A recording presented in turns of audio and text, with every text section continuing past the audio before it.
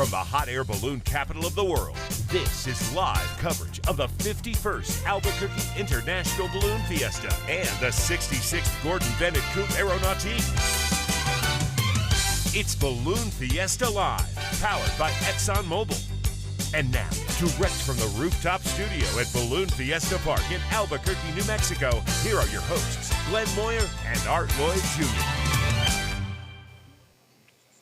And good morning, everyone. Welcome to Albuquerque and the 51st Albuquerque International Balloon Fiesta, powered by ExxonMobil. You're looking live if you're online at Balloon Fiesta Live. If you're on the park, you're looking live as well, just a little more closely, I suppose. Some people might be sleeping, though, but not now. I wouldn't blame them if they are. It's time to go. No, it's time to be up and bright and bushy-tailed and cheery and all that sort of stuff. Because it's going to be a great day again here. Day three already. Yep, Can you believe that?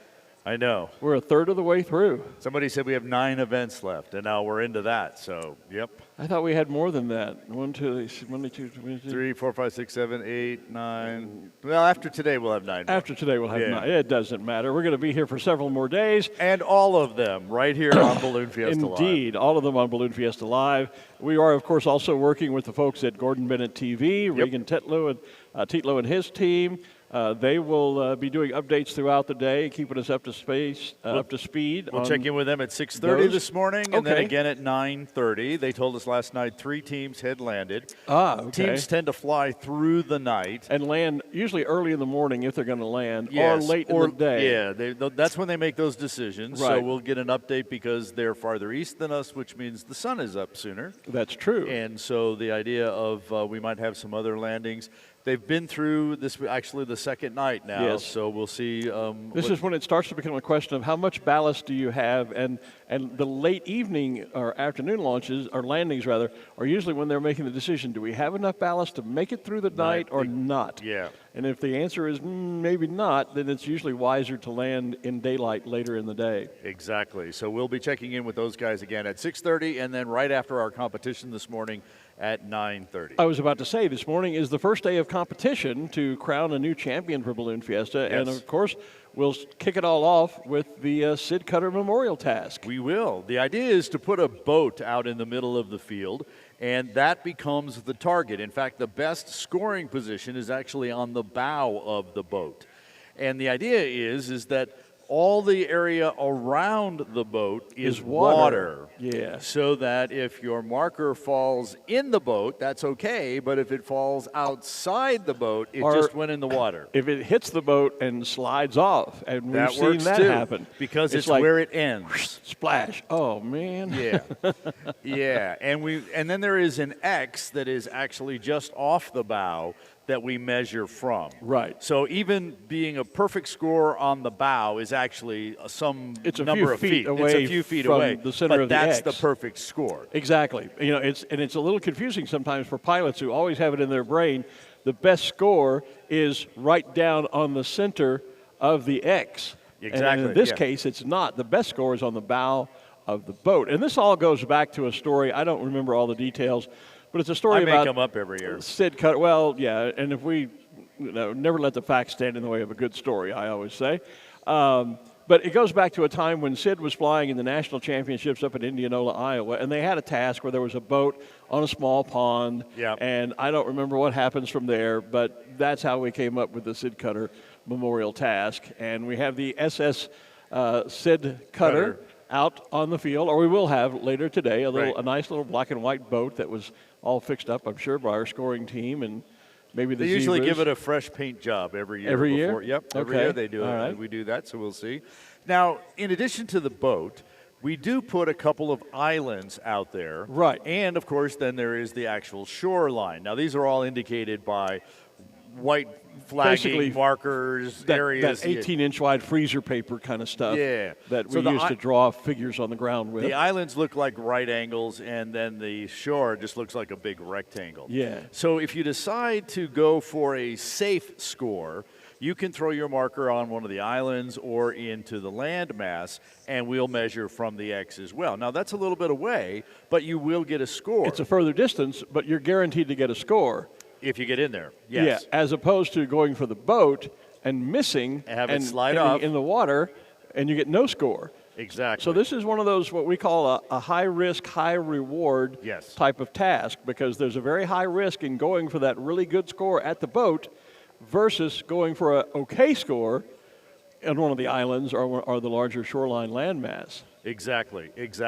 Now, a couple of years ago, we did adjust the scoring in that we talked about measuring from the X, so you're going to be in the teens on the boat or in the boat, and you'll be somewhere in the 100 feet or 150 feet if you're on the landmass. Okay. But what we will do, if you fall into the water that we've been talking about, we're still going to measure that, but we're going to add 300 feet to it. Okay, so if you're in the water, you'll score, but you get a huge penalty attached to it. Exactly, yeah. Okay. It's because we have to go, underwater, scuba gear and all that. Oh, yeah, snorkels and all that sort of stuff. So that gives more people the opportunity to score. Okay. Because all of those points then start adding up towards the cumulative That's score right. for the overall champion. So we want to start off the week, day one of competition. We want to get as many people to get a score as possible. Yeah. So by adding that extra measurement with the penalty, the extra 300 feet, that we'll still have more people score. And the trick here at Balloon Fiesta is not to win every day. The idea is to be in the scoring. I was going to go there. I was going to say most pilots will tell you that the key to winning any balloon competition, if it's a cumulative type thing over several days like we have here, you don't have to win the task every day. You just need to score. Every day. And if you don't score on one day, that usually takes you out of the running for the championship. Unless everybody unless there's else a does. day when, like the wind changes and no one gets to the field or something like that. But generally speaking, you don't have to win the task. You don't have to be the best.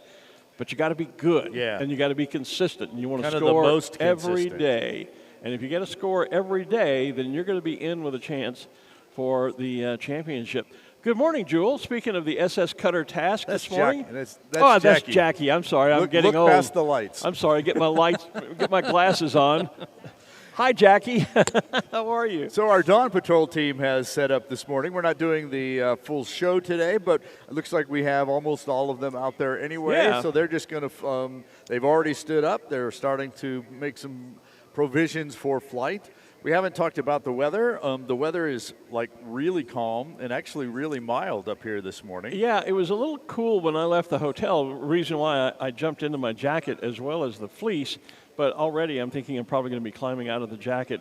Although the message from the Balloon Fiesta app, and if you don't have that on your phone, you should definitely download that to keep up with everything that's happening here. Their first message out was a chilly morning at Balloon Fiesta. And so I thought, well, okay, I'll grab the jacket just in case. Because where we are here on the rooftop, we're really at the level almost even with the tops of the balloons. Yes. And when you just are just sitting, we're not wandering around a field and buying things at the vendors and eating breakfast burritos and all that sort of stuff. Just sitting up here on a chilly morning, it can get a little cool. So I doubled up on the layers, but I'll probably crawl out of this jacket here fairly soon. I was actually, in looking at the projected wind speeds and temperatures here, I'm thinking I may not take the fleece down on the field for competition. It could which be would warm, probably huh? Could be warm, which Good. would be a kind of a first, I think, for me. I've always had a jacket of some sort on down there. So I can't recall any time up here on the roof when I've been in just shirt sleeves. In the morning. In the mornings. Now, yes, of course, in the afternoon sometimes when it's Yeah. in the upper 70s or 80s. But in the mornings, I don't think I can remember years when I've had on every piece of clothing I packed for the 9 days, and I was still cold. Hey, we also want to mention, by the way, that our Dawn Patrol, as always, is sponsored by the Route 66 Casino Hotel. And we thank them for that and for bringing our Dawn Patrol show to you and to us. And a number of folks already checking in on our Facebook and YouTube feeds. And Facebook as well, yeah. Yep, so I'm trying to we'll try and keep up with some of your comments there as we go through the day. So good morning to all of you there. Good morning to Scottsbluff, Nebraska. And also Adam's checking in from California. He's thinking, he and his family are thinking about driving in from California to check it out. And how long are we going to be here? We're going to be here through Sunday. Through Sunday, that's right. It always starts on the first Saturday of October, so you can mark your calendars for the next 50 years as we get to year 100. always going to start on the first Saturday. So last year, the first Saturday happened to be October 1st, and that means it was as early in as October as ever could be. Right. And This then year is the calendar now. The first Saturday was the 7th. The 7th, which is as late as it can be. Exactly. Yeah. So. And then you can plan on the fact that just the way the calendar works, it's going to move forward by a day every single year, except on leap years. So when it moves forward 2 days. So the idea is 7th today. So next year, being a leap year, 2024, Right. it won't be the 6th, it'll be the 5th when it gets started. Okay. And so we'll work our way back to the 1st, and then we jump to the 7th, and we just keep moving forward. The simplest way, we start on the first Saturday of October every single year. Every single year, that's right. The first Saturday of October, regardless of what the date is. And go for 9 days. And go for 9 days. Well, So hello we're here in through Mexico. Next Sunday. Yeah, we've got, I was just checking, somebody had a suggestion here. They ought to have, what's the train that runs? The Rail Runner. Penny Guy says, why don't you get a Rail Runner stop for Balloon Fiesta? It'd be a short walk, or maybe have shuttles operating. So Actually, we have had multiple conversations over the years with the transit folks about bringing the rail runner over and putting a sidebar on here. We've continued to have those conversations and continued to look at the feasibility of that. Yeah. And depending on who you talk to, are we going to be able to get enough people in that way? Is it worth that deal? So those are conversations that continually to go on and on and on. And kind of like a lot of other things, sometimes take a lot longer to come to fruition than others. Say, hey, that's a great idea, let's do it, and it's up and running tomorrow. Liberty, South Carolina, checking in. Gary Foltz says, good morning from Indiana. Let's see, just trying to catch some other locations here. There's someone checking in from Belgium. So over in Europe, San Diego, California, Oklahoma, Bath in the UK. That's not far from where I was, down at Longleat just a couple of weeks ago. Anderson, South Carolina. I spent a lot of time there with what used to be Freedom Weekend Aloft. Horicon, Wisconsin. Greenville, South Carolina. Another, that's where originally they started up Freedom Weekend Aloft. I've been having an interesting conversation with one of our viewers from China. He sent me a friend request on Facebook, and we've had a quick couple of conversations. There is a group over in China who are actually building what they hope will be the first type-certified hot air balloon in China, and they're looking forward to maybe bringing it to Fiesta next year. And I was relating to him how some years ago a team from China rented my balloon to fly here at Fiesta, because obviously I'm up here talking. Right. And it turns out one of the people who were on that team that flew my balloon here some years ago is now his instructor. Oh, and cool. so he mentioned that when I mentioned, that a team had flown my balloon here, and he mentioned it to some of his crowd, and the guy said, his instructor said, I was part of that team. I remember all about that and meeting Glen, and I've got a Chinese flag at my office at home that each of the team members signed for me. But it could be in the very near future we might see the first Chinese certified hot air balloon coming to Balloon Fiesta, because we are, after all, an international event. Applications for pilots for 2024 will open in the March window. That's right. Just like tickets for the 2024. I've already gotten at least 3 emails and or chat comments that have asked, hey, we're coming in 2024. When can I get tickets? And when can I make my hotel reservations and things like that? So the tickets go on sale for all of our events, types of things, general admission, gondola club chasers. That will be in early April. Okay. Now, if you're looking to bring your RV here, the RV reservation window opens in early January. And ends in early January. Yeah, like a day later. That hours fills up later really for some lots. And within a few days after that. Relative to hotel reservations, back in the day when I first started coming here in the 90s, it was pretty standard practice that, when you checked into your hotel, you immediately made a reservation for the next year. Right. Because we had limited hotel space, even for a city the size of Albuquerque. Now we don't face that problem anymore, although we still recommend you make reservations early on if you can. But it's no longer such that you need to reserve like right now for next year.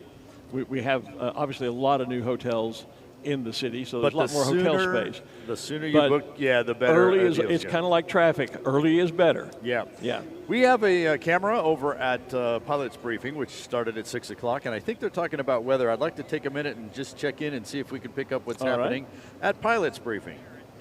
30.13 inches of mercury, and they had a wind of 280 at 3 knots. And so because of that colder condition, their density altitude is roughly 6,200 feet. So realize that those density altitudes are higher than what your actual altitude is here, and that will probably prevail through much of the week. Okay, so what we've got going on is we have that strong trough across the eastern half of the United States. Counterclockwise flow around that is really going to allow those gas balloons across Oklahoma and Texas to start to speed up today and really get on the expressway as they head towards the East Coast. That counterclockwise flow around the low is actually kind of leading to a little bit of northerly flow for us as well. And so if I show, let's show the detect system. Aloft, you can see that we've got this northwest wind. So what we've got going on right now here is a reverse box. So we've got a weak wind out of the south in the near surface layer, and then a northwest aloft. That I expect to completely change, and here's why. So here we've got, earlier today we had a very similar temperature. It was just a 2-degree spread between us and Santa Fe. Santa Fe sits higher than we do, and we sit much lower. So air tends to drain from Santa Fe down here through the overnight hours and into the morning. And with our clear skies, we've really allowed conditions to radiate fairly well. So given that that's the case, Santa Fe has cooled off significantly in the last few hours. We have not. So that cooling should start to flow downwind, and we should start to see the drainage start to develop through the morning hours this morning. So what I'm saying is that right now we have that light surface wind out of the south. I expect that to change and now come out of the north.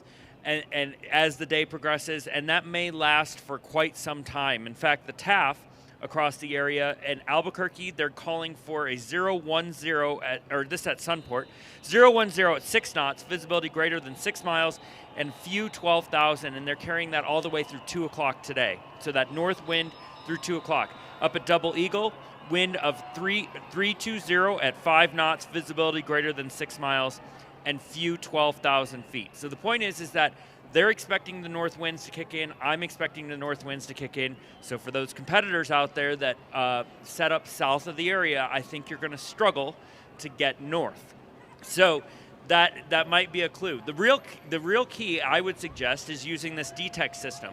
We've had a few comments that people still aren't getting the remind system. If you have not gotten the remind, we've sent the link out twice.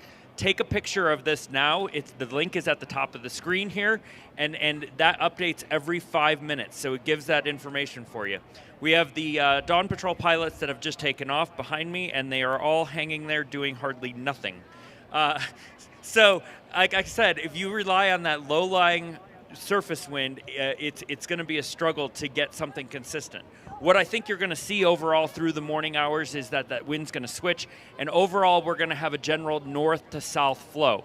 I think in the, let's say, in the 700 to 1,000 foot range, that's going to be your transition, and your most consistent winds are going to be above 700 feet and 1,000 feet. Really above 1,000 feet is where you're going to get in that northwest to southeast flow, and that should hold through the flight window this morning. So given that that's the case, my general expectation is that it's going to be a north to south push, but in that transition zone of 500 to 1,000 feet, I think you'll have some steerage, especially going east and west, but I don't know how much you'll have in terms of getting from the south back to the north. That's my expectation. I think in general, given that we're seeing these light winds right now in the surface layer, my hope is that they stay light. But we'll continue to monitor that through the morning just with the temperature differential. It could accelerate out of the north as we get that drainage from Santa Fe kicking in here later this morning. Okay, otherwise it looks like a great day. I have Braxton in the back here as our weather helper this morning. Do we have any launch directors in the area to give Braxton permission to launch the pieball?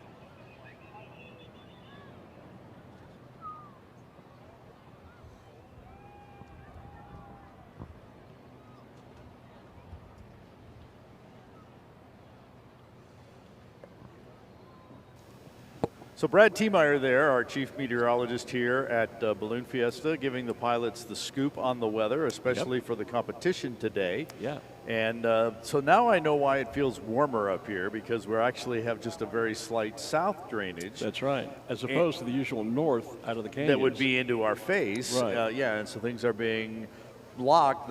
Any breeze that's coming is being blocked by our backdrop here, right, and then with our heaters. But as he said, that's going to change here fairly quickly, and so all the passes will be from the north to the south, is what they're expecting to happen today. Yeah, and maybe a little east-west steerage, but not too much. A great deal. So yeah, I would expect we'll see most of the very winds slow, very winds. slow, yeah, very slow winds as well. So it's going to get crowded over the target, quite possibly. Right. I think so. As we see with Dawn Patrol, they're all kind of bunched up out there, rather than we talked yesterday about how sometimes they kind of try to launch all together and stay in a nice little tight formation. They've done that this morning, as opposed to launching one at a time individually, where they get a great deal more distance between themselves. And so we may see the same sort of thing happening over the targets today. Yeah, look at that shot of all of them that hanging shot. together. See, they're all just hanging right there together. And again, not a lot of wind. That's probably 0 gusting to 0.2 this morning. Yeah. So, yeah, they're not going far, and they're all just kind of hanging around with each other, which is fun. That makes for some great photographs. And it will make for some very interesting competition flights here today. It will. Because, you know, even making your balloon go up and down, which is the way we steer, if I can use that word, even that sometimes will get you over a couple feet one way or the other as you play those. And so there's going to be, you're going to see a lot of, I believe, a bouncing up and down as pilots are trying to figure out any way at all. I mean, I could see them, you know, flapping their arms a lot, trying to get some wings to go. We've seen that where a pilot, you know, reaches out like he has a paddle with him and trying to row the balloon just one to the left or right, just slightly to get to the poles later in the week that we'll have and things like that. So it can get comical sometimes. But you're right. I always use the term bobbing because it reminds me when I was a kid and I was learning to fish with my dad. You had these little red and white floaters. Oh, yeah, right. Floats that you put on your fishing line and you toss it out there with a little spinning reel. Yeah. And then it would just kind of bob up and down on the water. And you watched for it to go, you know, to you dive underneath because that meant you had a fish on the hook. And then balloons, as we steer them, as you say, the only real control we have is over up and down, ascending and descending. And so I always liken it to a cork bobbing on the water when they're doing a lot of that. And your comment about 0 gusting to 0, we actually have a weather station with an anemometer right here on the corner of the roof. I just looked at it, and it is indeed 0 gusting to 0. But out of the west-southwest. Yeah, a little bit different, a little different direction than we would normally have. So. You know, well, of course, that's always misleading because that's what it was the last time it actually registered any direction. Right. Yeah, exactly. So, yeah. Hey, and of course, it also says it's 54.2 degrees. And that's pretty mild. It is. I mean, we've had mornings when it's been mild all week, which has been great. Because as I said earlier, when we're just sitting up here on a cold morning, it can get really bitterly cold. But we haven't experienced that and hopefully won't, although it is supposed to get a little chillier. The further into the week we get, it will be colder next weekend if you're planning to come for next weekend. Pack an extra layer perhaps because it may well be a bit on the chilly side compared to what we've been enjoying here this morning. We've talked a lot about competition. We should mention that before competition, we will have essentially a mass ascension off the field. Yes. We actually have the pilots that they're kind of have divided themselves voluntarily into two groups. There are those who want to participate in the competition, and there are those who don't. We generally refer to them as Fiesta flyers, fun flyers. They will, as normal, inflate and launch and fly from the field first thing this morning, right after Balloon of the Day and our national anthem.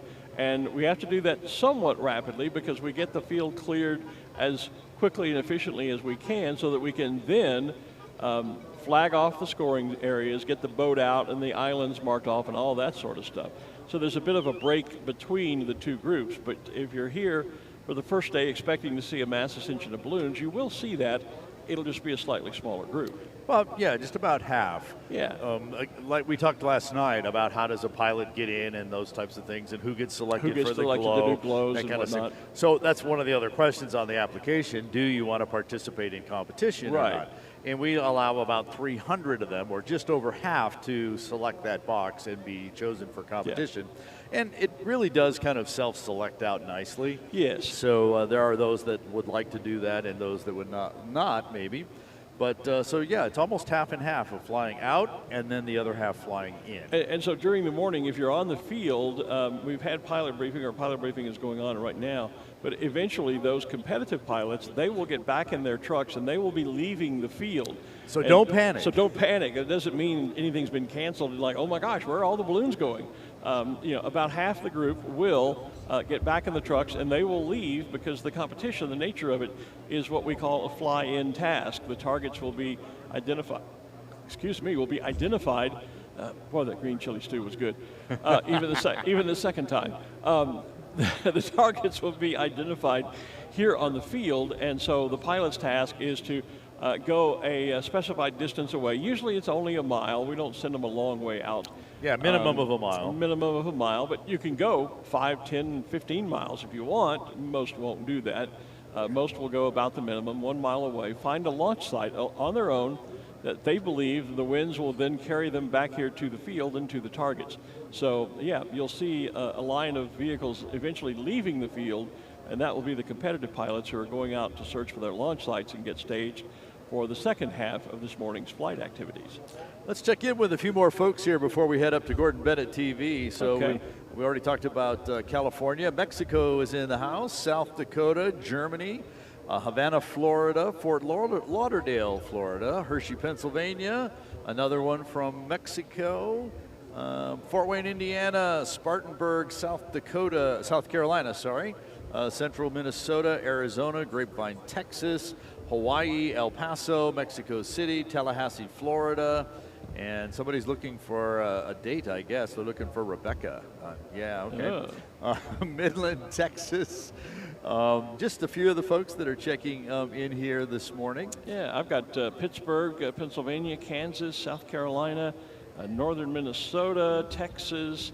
Here's a comment. Kim Stratton says she saw Team Poland flying by my house in Lawton, Oklahoma this morning. So there's an update on the Gordon Bennett. We'll be getting more on that here shortly. Somebody checking in from Ruidoso, not far away. Keller, Texas, Tallahassee, Florida, Mico, Texas, Hot Springs, Arkansas, or Kansas, if you wish. Winston-Salem, North Carolina. Marcia Lambertson's watching. Hi, Marcia. Good morning from Indiana, says Carol Rainwater. Campbell, good morning, Carol.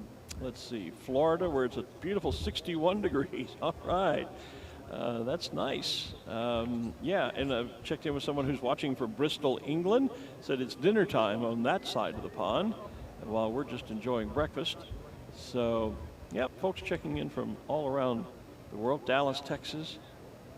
Our Albertsons Market cash register folks are checking in again this morning. Are they? Yeah, so you can go shopping and keep up with Balloon Fiesta Live and what's happening at Balloon Fiesta while you're shopping at Albertsons. We were talking about my friend from China earlier, and Raven O'Shields says somewhere I have a picture of my grandfather's balloon, Wayne O'Shields, going over the Great Wall of China. I recall that. That was when a group out of South Carolina, Wayne O'Shields being amongst them, took their balloons over and did fly over the Great Wall of China, but we were talking about the Chinese now bringing their own balloon, perhaps here to Fiesta in the very near future. But yes, someone was asking. Wayne and I were good friends for a number of years. Yeah, someone was asking about why was the Chick-fil-A balloon spinning. Oh, and, yeah. We'll explain it to everybody in just a second, but our crack audience on here Someone explained about turning vents? Already explained about turning vents. All right, very good. That way the Chick-fil-A logo is always pointed at a camera. That's so right. that no matter when you take a picture of the Chick-fil-A balloon, you're going to catch it in that spin and be able to see the logo. That's exactly what is happening there. Craig Kennedy, one of the better pilots at making that happen. Yes, indeed. Whitney Blake Berangi, I hope that's right, Whitney, says, hello from Charlotte, North Carolina. Are the RC balloons there this year? Yes, indeed, they are. We had a number of them inflated on the field yesterday. Do you know the schedule better than I as to when they'll be back? I believe they're scheduled again on Wednesday and Friday, and then Saturday night for the Glow. Okay. I think that, if I remember correctly, that's the schedule. The RC balloons are radio control balloons, if you're not familiar with that term. The little mini-me's, I call them, because so many of them are, in fact, literally just replicas of the real larger balloons, the manned balloons. And so, yes, they are indeed here. And have their own launch sites, their own pilot badges, their own briefing, their own scanning in to be able to... by way of housekeeping, is our power cord on down there? Because I'm getting a low battery signal on my iPad. We'll check it here in a minute. Okay, yeah. We're just we're going to be going up to Gordon Bennett TV in a second, take a break, and so we can just check waiting for the word that they are ready to go up there. Oh, excellent. They are ready. Okay. Well, then let's do that. We've again, of course, been talking about the 66th Gordon Bennett gas balloon race launched out of here Saturday night. 16 teams got in the air, 16 balloon teams got in the air out of the 17, and we've been tracking them because they are on a distance race. And so here's the latest on the Gordon Bennett. Let's go up to the Gordon Bennett TV studio at the museum and Regan Tetlow. Good morning, everybody. Also here in the Gordon Bennett TV studio with me, Regan Tetlow, and Thomas Horan. Good morning, Thomas. Good morning, Regan. 34 hours ago, exactly, the race started, and where are we at right now? We got USA 1, 779 kilometres, France 1, 783 kilometres, and currently in the lead, Poland 2, 806 kilometres. Thomas, what a night. Wow, a fierce fight amongst the balloons to get into the right positions. They were trying all kinds of altitudes, and it was a back and forth for the first place. It was USA 1, and it was France. I see Germany was in the lead as well for a while. So there's some fierce competition there right now. Let's have a look at a photograph of the sunrise as it's happening. We've got a beautiful... Well, first we... No, we're just going to do the sunrise and the morning videos, actually, from the teams that we've got. That's what we're going to start with. There's our beautiful sunrise, and we caught up with France 1 with the two Benoits this morning. Good morning, all. This is France 1 calling you from somewhere in Oklahoma. The sun is rising now, and we are waiting for to climb and to find some more good winds. So have a nice day, and keep watching Gordon Bennett TV. Thank you.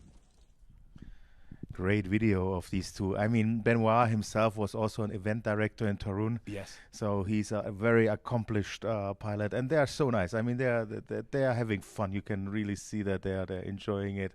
And I like their hats. Yeah, I do too. Great, the French style. He's got some fantastic humour as well. He has, Benoit. Really enjoy being around him. Also, the French too have been with us. Eric Decellier is on the other Benoit. Good morning. Good morning. Hello from France 2 in Oklahoma. The night was quite okay. A bit cold, but that's fine. Sunrise is in a few moments. Seems to be pretty clear, and everything is fine. Hello. So some beautiful sunrises. You get to see some good sights with gas ballooning, Thomas. Oh yes, you do. Sunrises like that, sunsets, the nights as over the United States, because you're not so polluted with light. It's beautiful stars. You see falling stars, and these two I consider as one of the ones we should look out for the end of the race. I think we say in German they have the knives in the mouth, right. You know. Yes. So they're going for it. Interesting. I love this part of the competition. We're kind of in the middle now, and it's really starting to formulate and everything. Let's get into it. Let's get the tracks on the screen. Tell us about the overnight action, Thomas. So you see the balloons were moving from somehow the Texas Panhandle across Oklahoma. They actually were trying different altitudes. You see that a lot of change in direction of the balloons. This is, if you do it during night, this is due to altitude changes you are doing. So you are going either higher or lower. It means they were looking for to get into the best position, and most of the balloons are trying to get to the southeast. That would be the best, getting somewhere in this area, Tulsa. That would be a really good point. And what you also can see, there's two balloons flying really low. It's France 1 and Poland. They are flying like at 700 meters, which is about 2,000 feet, Yes. and they're taking the low-level jet down there. So there's a low-level jet there that are flying with high speed towards the east, and trying to catch the wind, which we'll get to later on. And this morning, bright and early, you were down in the command centre looking at the what's happening right now with some action, potential action. Tell me about that. Yeah. So the command center does a great job. So here you see a picture of the command center. They have this huge screen there, and they are watching the balloons. And what maybe some people don't see, but in the background, they are working with air traffic control to clear off different restricted airspaces. So today we are very lucky. We have a public holiday in the United States, and most of the restricted airspaces, or the MOAs as well, that is a military operational area, are closed today. They have holidays as well. But if they are active, it's not impossible to fly with a gas balloon through it. And the command center course ahead tries to clear up the MOAs, tries to open up the restricted airspaces so that the balloons can fly smoothly. So there's a lot of air traffic work down there. They are doing 24 hours. And there's a lot of people there who are under the leadership of Ben Anello doing this. So with the MOAs moving forward, what happens now then into the next few days? Yes. So which we think they will be flying into North Carolina or Virginia. Yeah. And when doing so, there's a lot of these military areas. There's missile ranges, there's artillery ranges. And so they will be calling now these respective persons or the respective responsibles and try to negotiate with them when these MOAs will be open or not. And if you do it ahead of time, you have a higher chance that they are open. And also, if you do it ahead of time and you see you cannot open it, it gives the pilots more chance to steer around these MOAs. All right.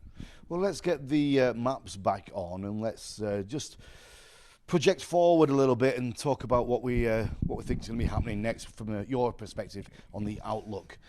Yeah, so right now, as I said, we are here somewhere in Oklahoma, and if we could go to the high level wind chart, this is where you have the wind. So just to give you an idea, this is where the balloons are right now. Yeah.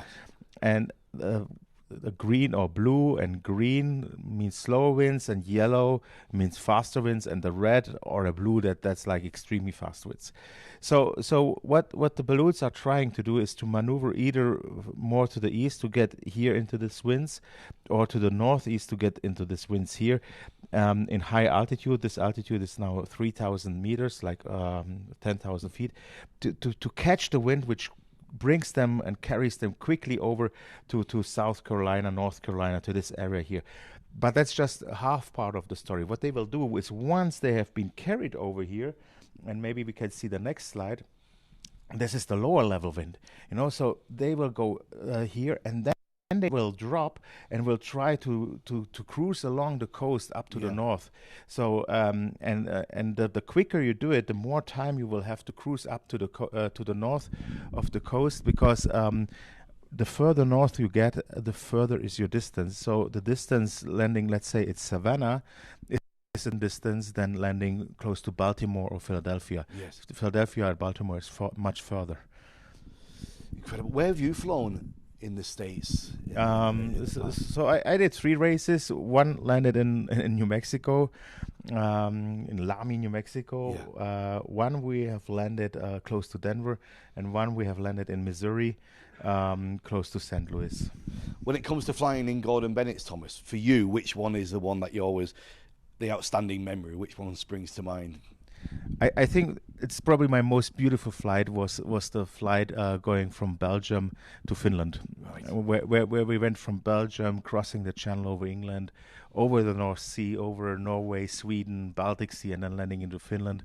That was just amazing sights, the fjords in Norway, and that's beautiful, just beautiful.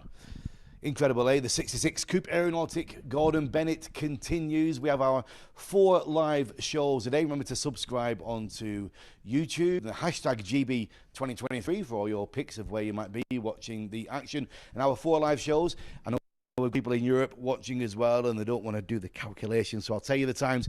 Our first show every morning, 06:30, it's 14:30 in Europe. Our second show is 09:30 here local, which is 17 in Europe.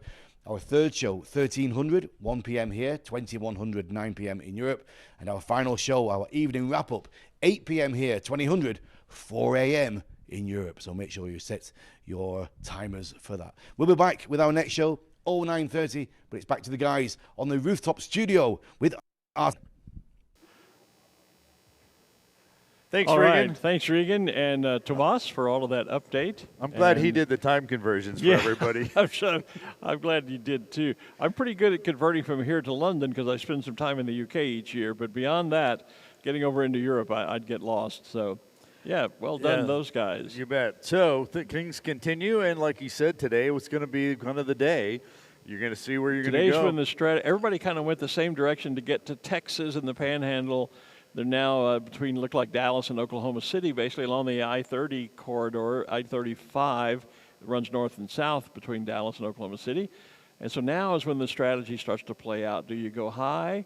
Do you go low, and which direction? So And we'll start to see that pack split. And hopefully you planned well to put yourself in a good position. I'm always reminded of like the long distance, the 500-mile car races. Yes. You know, they say you don't need to be leading at the beginning. You only need to be leading at the end. Here, you just need to get the farthest. Right. So you want to continue to keep yourself in a good position so that you can keep going, be in the right place to get the right wind to get that distance. And to continue with your racing analogy, that's what they say in NASCAR all the time, especially like at Talladega and Daytona. You don't have to be leading the race, but you got to be in a position to win. You want to be able to make that last lap pass and get out there. And we've seen that happen in Gordon Bennett's when a lot of times it comes down, there's maybe two teams that are kind of neck and neck out in front of everybody else, and one will make one last-minute decision, or they have maybe that one extra bag of ballast left that allows them to make essentially sort of a last-lap pass and get across victory lane, across the checkered flag. Play it conservative early in the race so that you have the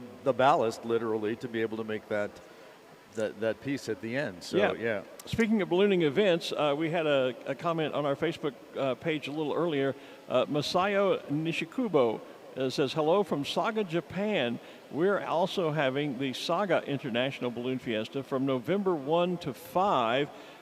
He says, I'm one of the event organization members. There will be some pilots who are participating in Albuquerque at their event as well. So he says, I'm checking in and really enjoying your live show. Well, thank you for that. And yes, Saga for years has held a really fine international balloon event, and you're absolutely correct. I know a lot of U.S. pilots who enjoy going over to Saga every year to compete over there. So that event's coming up 1st of November.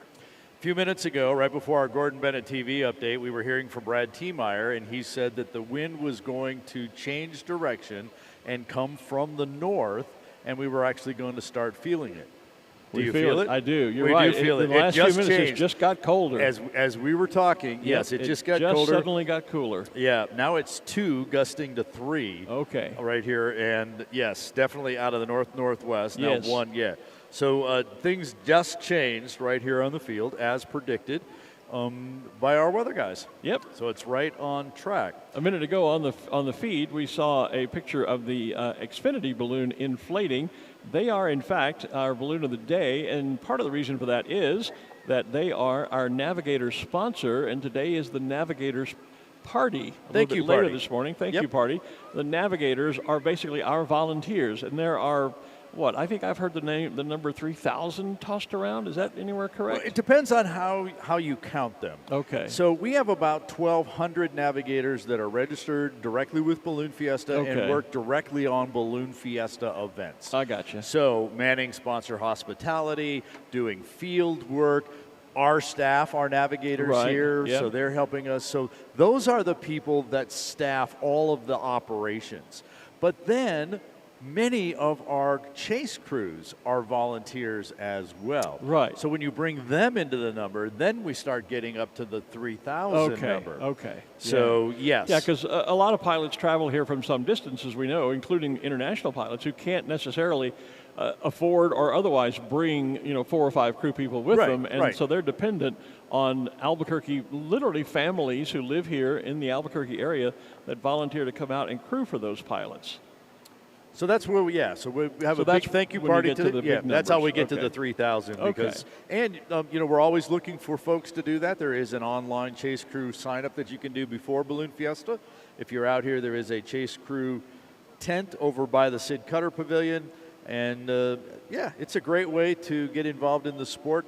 Sometimes people always say, I'd really like to take a ride. So I'd like to get more involved in ballooning. Yeah. And how do I do that? Well, you can go pay for a ride with folks like Rainbow Riders and Scotty Appleman and those groups or other ballooning groups that are out there. Or I think the best way to do this is volunteer to crew. Get hooked up with a local pilot in your area, crew for them, and generally you will eventually earn yourself a free balloon ride. And those are always far more fun. Sure. And then you continue to crew. It's a great social activity. Yes. And many pilots started as crew members. That's Went out, found, How many times have we heard the story? How'd you get into ballooning? Well, this balloon flew over my house, and I went out and helped them pack it up that day. Yeah. And they asked me to come out and start crewing with them, and I crewed for a little while, and then I realized I wanted to learn to fly. Well, my one of my past former crew chiefs, my dear friend Gary Rominger out in California, when he was my crew chief, he would say constantly, he says, I don't have any desire to be a pilot. I just want to be the best crew chief ever. Yeah. And he was that. But he also, when I moved from California to Texas, leaving Balloon Life magazine to work at Thunder and Colt Balloons in Longview, Gary then decided that it was time to become a pilot, and he ended up buying a balloon. I tried to sell him my balloon, Yellow Rose, and he said no. And then he bought a brand new balloon and contacted me and said, here's my color pattern. Are you okay with this? Because it was very, very close to the color pattern of Yellow Rose. And Gary was the kind of guy that he had a young kid that crewed and kind of a student pilot with him. And when Gary decided to retire from flying, he sold the balloon to him for $1. Oh, yeah. Yeah. So, for Gary's a classic example. Came out and just got involved crewing and said, I just want to be the best crew chief ever. But eventually the flying bug got to him, and he wanted to become and did become a very fine balloon pilot. Well, I got involved with balloons because of my work in media. I was working at a local radio station. It was coming up on Balloon Fiesta. I interviewed the Balloon Fiesta people and got to know them, came out, started volunteering for the media committee, getting to know more pilots, met a local pilot, went out, started crewing. So you see, I had a little bit different, but then once I got to the crew path, it was kind of like, oh yeah, this is great fun. I've always said you and I are brothers from another mother because my experience is very similar. I was working at WOAI Radio. Well, my original flight, I was working in my hometown TV station, KFDM TV Channel 6 in Beaumont, and for the bicentennial, Bill Murtorf and a bunch of balloonists in Houston put together a balloon rally. And I saw they were doing that watching the NBC News one evening. And so I got a photographer friend of mine that worked on staff. We got a news unit and drove to Houston the next morning. And I met Bill Murtorf there and used my media credentials to say, can I get a ride? Well, it was very windy that day. And he said, we're not flying passengers today, but if you'll come back sometime, I'll give you a flight. Well, I did. I went back a couple of months later, got my first balloon ride there. A few years later, I was working at WOAI in San Antonio, Texas, and there were a couple of balloons doing an across-Texas race, they called it, for Jerry's kids, for the Labor Day telethon of Jerry Lewis, and the balloon was coming to San Antonio, and I got in touch, and I ended up flying with them one morning over the city of San Antonio, and I was doing traffic reports, if you could believe that, from the balloon. And a few years later, about 3 years later on, I moved to the Dallas-Fort Worth area up to Plano, Texas, and met and flew with the same pilot. But it was like 2 or 3 years later, we were at a dinner one evening with some other close mutual friends, and I said, I did this flight in San Antonio years ago, and we did this and did that and so on. And the two people that I had flown with were sitting at the table. They were very good friends of ours having dinner. Wow. But we had never connected each other with that flight. Oh, wow. Because there had been a few years in between. And they said, well, do you know who made that flight? And it was like, I was the pilot. And I went, what? So, I used my media credentials, got me my first few balloon rides. And then once I got into Plano and got involved with the Plano Balloon Association and the balloon festival there, and that's how I went on to eventually start crewing, and then went to work at Balloon Life magazine and got got my pilot's license. There's a great picture of the Xfinity Yes, Rewards indeed. balloon. And if you look to the right, you look at the steam, And look, see how it's going straight up. Yeah, and that's a good sign. Yes, Because that balloonists means look there's for no- things that's like right. that and flags to check and see what the wind might be doing. Even while you're flying, you'll be Yep, looking for always looking evidence for like those. that, because if that smoke were reaching the top of those power lines there and then suddenly leaned over and blowing one direction or the other, that would mean there was a very low-level fast wind. We don't see that. The smoke going straight up, the steam, and so that's a very good sign that the winds are very, very calm this morning. Well, and Dawn Patrol, which launched about 50 minutes ago, They've gone nowhere. have gotten all the way to the northwest corner of the field. Exactly. Yeah. So what is that? Maybe 300 yards Maybe. or something? Yeah, they took a Yeah. circuitous route to get there, but basically they haven't covered much, ground distance at all. They're just hanging out there. Sunrise not till a little bit after 7 o'clock officially, but we're starting to get that early dawn light. And of course, our cameras do a great job of picking up any piece of light that's there, so the screen looks a little bit lighter than it is here on the field. But we are still all on schedule, just watching the clock tick down to our national anthem, Balloon of the Day at 7 o'clock. Again, and we're starting to see some of the ride balloons start to inflate out there as well. That's what we're seeing there. The idea is to blow cold air into the balloon using a big inflator fan. Once you have the balloon cold packed, as full of cold air as you can get it, then you heat the air, and that's what makes the balloon stand up. More heat then makes the balloon lift off the ground. Of course, all dependent on the amount of weight that you have put in the basket and have connected to the envelope. A little different from some of those quick fill gas balloons we saw, where they just get a small bubble of gas at the top of the balloon and then release it, and it just pops up. And then they continue to fill it with a hot air balloon. You basically, as you say, you want to cold pack that envelope, get it as full of air as possible, and then only then do you begin to heat the balloon, the air, and the balloon stand itself up. You need the space to get that flame into, if exactly. nothing else. Yeah, you want the balloon to be big and the envelope to be big and fat, because that opens up that hole at the bottom, at the throat of the balloon, which is where you shoot the flame in. And the larger that opening is, the lesser the chances are that you're going to accidentally burn or scorch something as it goes up. Well, because remember, too, that as you start to burn, that hot air rushes to the top of the balloon. And the throat which tends to suck in the bottom. That's right, because it the cold air, breathes in. Yes, cold air indeed. can't come in quite as fast. When you do a sloppy inflation, often you'll see that happen, because you'll see the pilot, you've got that bubble of hot air at the top, and the bottom of the balloon is very loosey-goosey, and it tends to breathe in and out, and that's when you'll see the pilot try to time his burns, and you shoot a little heat in every time the throat breathes out or exhales, time to put a puff of heat in and then get off the burner while it sucks back in, so you don't burn or, as I said, scorch something. Wanted to give a quick shout out. Mike DeMauro says, Glen and Art, your stories are wonderful. Mike, your check is in the mail, my friend. A similar comment over here from, let me find it again. John Greer, who enjoyed ours. He says he received his paper student certificate. Paper student certificate has been gone for a number of years now, yeah. but he got it from Ray Bear right here at Balloon Fiesta. Oh yeah, well Ray may still be a designated examiner for a number of years. He's retired from that Has role. he retired? Yep, okay. he still flies. So, Ray is 83 now. Are you kidding me? Yeah, I think wow. it's 83. We worked together on the BFA board of directors. I worked for Ray. He was the president, and of course I was editor of Ballooning Journal. But gosh, I can't imagine that Ray is 83 years old. And he bought a new home, literally on the south end. I know he has one of the homes right back here on the entryway. Yeah, I've always thought maybe we could just stop in and party with him when we get finished. Well, maybe we could just move the show to his roof. To his rooftop. All those houses have those open roofs. They do. I've noticed that. Yeah, flat and they have the stairways that go up from outside, the flat roof, so you can sit out and watch. I'd love to have a house I think the there. neighborhood is called Ascension. Oh, how clever. Yeah. Well, that's cool. That's cool. Yep. I know one night, last night I talked about the Cowboy game. We won't talk about that this morning. But I remember driving out one evening after one of our evening events. Must have been a Sunday night, and Sunday night football was on. And somebody was in one of their homes, and they had this huge big screen TV with these, great big picture windows, and I could see the TV. I almost wanted to just pull over and watch the game through the window, even though I couldn't hear the audio. So we're got our mobile camera down with the Exxon mobile balloon, Enchanted Horizons. Yep. All those folks with the cowboy hats, part of Tristan McLean's balloon crew. And a minute ago, we saw Tristan doing the burner check, and we were just talking about how to aim the burner, and he was actually doing a little gimbling of the burner there. You can actually see how it's kind of like pointed Tilted way up. Yeah, right now. It's about He'll as far eventually- over as it can go. Yeah, when he goes to his first start at the inflation, he'll eventually gimbal that back down to where it's kind of horizontally level. Right, There he right. goes. He just pushed it down right on cue. You're doing a great job out there, Tristan.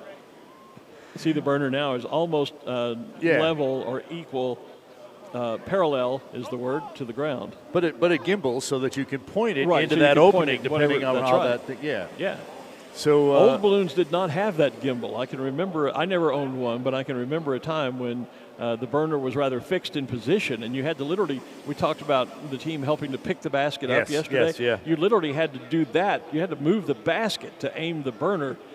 So when burner gimbals came along, which is a term that comes out of the space agency because the motors at the end of the Right. Saturn V rockets, they can all move and turn, and so the term is gimbal. look at that shot with just the pilot light on burning. and the burners Yep, there. yep. And he's And got that his handle- hand on. Yeah, that's what would allow him to gimbal that. He can then with a hand just reach up there and turn that burner different directions, slide it back and forth, and gimbal it so that you can aim it. That's been a huge step forward in burner technology. That is Sean Askren. That is. I was going to say, I that's thought that Sean, looks yeah. like Sean. In the Xfinity Just caught balloon a quick down there look by of the him. main stage. Oh, I see the X on the hat. Yep, Xfinity. Yeah, and there's a good headshot of Sean. Sean is a longtime veteran pilot. I can remember back in the day when there was such a thing as cigarette advertising, and Sean flew the Winston balloon for a number of years. And we've talked about blue flame versus yellow flame with the balloon glows. You Right. saw that one was blue. Yep. You get a little bit of yellow just as it's burning down at the end, but yeah, basically all. That's the main blast valve where you're burning the propane as a vapor. It's preheated in all those coils you saw at the top of the burner. The propane Yep. goes up and through that with that pilot light, and so it's preheated and it vaporizes the propane. And then when you burn, you get that pencil blue flame, that thin pencil flame. That is the main blast valve. If we were going to glow, you'd burn the propane as just a raw gas, and that produces that big, bright, ragged yellow flame that produces all the light that we use for balloon glows. Breakfast burritos are a big thing here at Balloon Fiesta, and there you can see in the side of that shot online one of the breakfast burrito booths. Those are always favorites. There's Discover Balloons, our good friends Doug and Patty Grimes. I see their booth is in the shot. They're a great place to go for ballooning souvenirs, all sorts of balloon art, etc. And I think that's also where you can find the pins for the Sky Safari team from Longleat that Andrew Holly's brought over. And they mentioned they also have the pins for their new balloon, Seabed, the one we've been talking about that has the turtle and the dolphin on the top. Look at that shot with the Xfinity balloon right there in front of the main stage, getting ready for the national anthem this morning. Nice crowd out here for day one of competition. You can start to see in the background of that shot some of our other fun flyers, our Fiesta flyers, and our ride balloons getting ready to launch out of here. So there's already cold air going into a number of balloons around the field. The crowds are always a little smaller on the weekdays because a lot of people obviously have to work for a living. And But you know, today is a U.S. holiday. Today is a holiday, that's true. But, you know, there are people who come in just for the opening weekend, and then they'll be using today as a travel day to get back home on the holiday so that they can then go back to work tomorrow. And of course, traffic is always a little bit less, which is great because it allows us to sleep in just a slight bit longer. My alarm this morning, instead of being 3 a.m., was 4 a.m., which was very refreshing. And someone's asking about the flag. Yes, it is a green flag. The green flag is up. Yeah. If it's not up yet on the pole, they're moving there to get it up. But we are definitely in a green flag condition. And look at what's happened with Dawn Patrol out there. They've now drifted back to the east, so they are right over the north end of the field. Chick-fil-A has moved just about to the center line of the field, moving from west to east. He could be right there for the balloon of the day. Just about, yeah. Let's see. I was just flashing through a few more of the comments. This is one of our ride balloons getting inflated there. You actually see first off, you see how big the basket is, but then there's even a heat shield over on the right-hand side there. Sits over the passengers to protect them from radiant heat from the burners. Exactly, and they're using 2 fans because the balloon is so big. Yeah. 2 fans to actually get that inflated. A lot of competitive pilots will do that too. When you want to get the balloon inflated as quickly as possible in the air, yes. you throw a couple of fans on it, and it will cold inflate that much quicker. Cedric Ravelli says hello to everyone from Lorraine, France. Lorraine, of course, site of their own very fine balloon event. They hold it every other year, and it was held this year, so there won't be one in 2024. It'll be in 2025. Got some folks on the YouTube chat here talking about a wish that school would be out for the special shape rodeos. The local school system changed its calendar this year, and they don't have both Thursday and Friday off like they usually do. Oh. So someone else suggests just watching the rodeo while you're in geography class. There you go. Not something we recommend, but if you can work it out with your teacher, that would be great. Yeah, we do know that we mentioned this earlier. There is. You were talking about a 6th grade class somewhere that's watching us. Yeah. As part of a school project, and I know that a friend of mine sent note that he has us tuned in at the activity center of at a nursing home facility for the residents to watch. So there are people in different places watching us.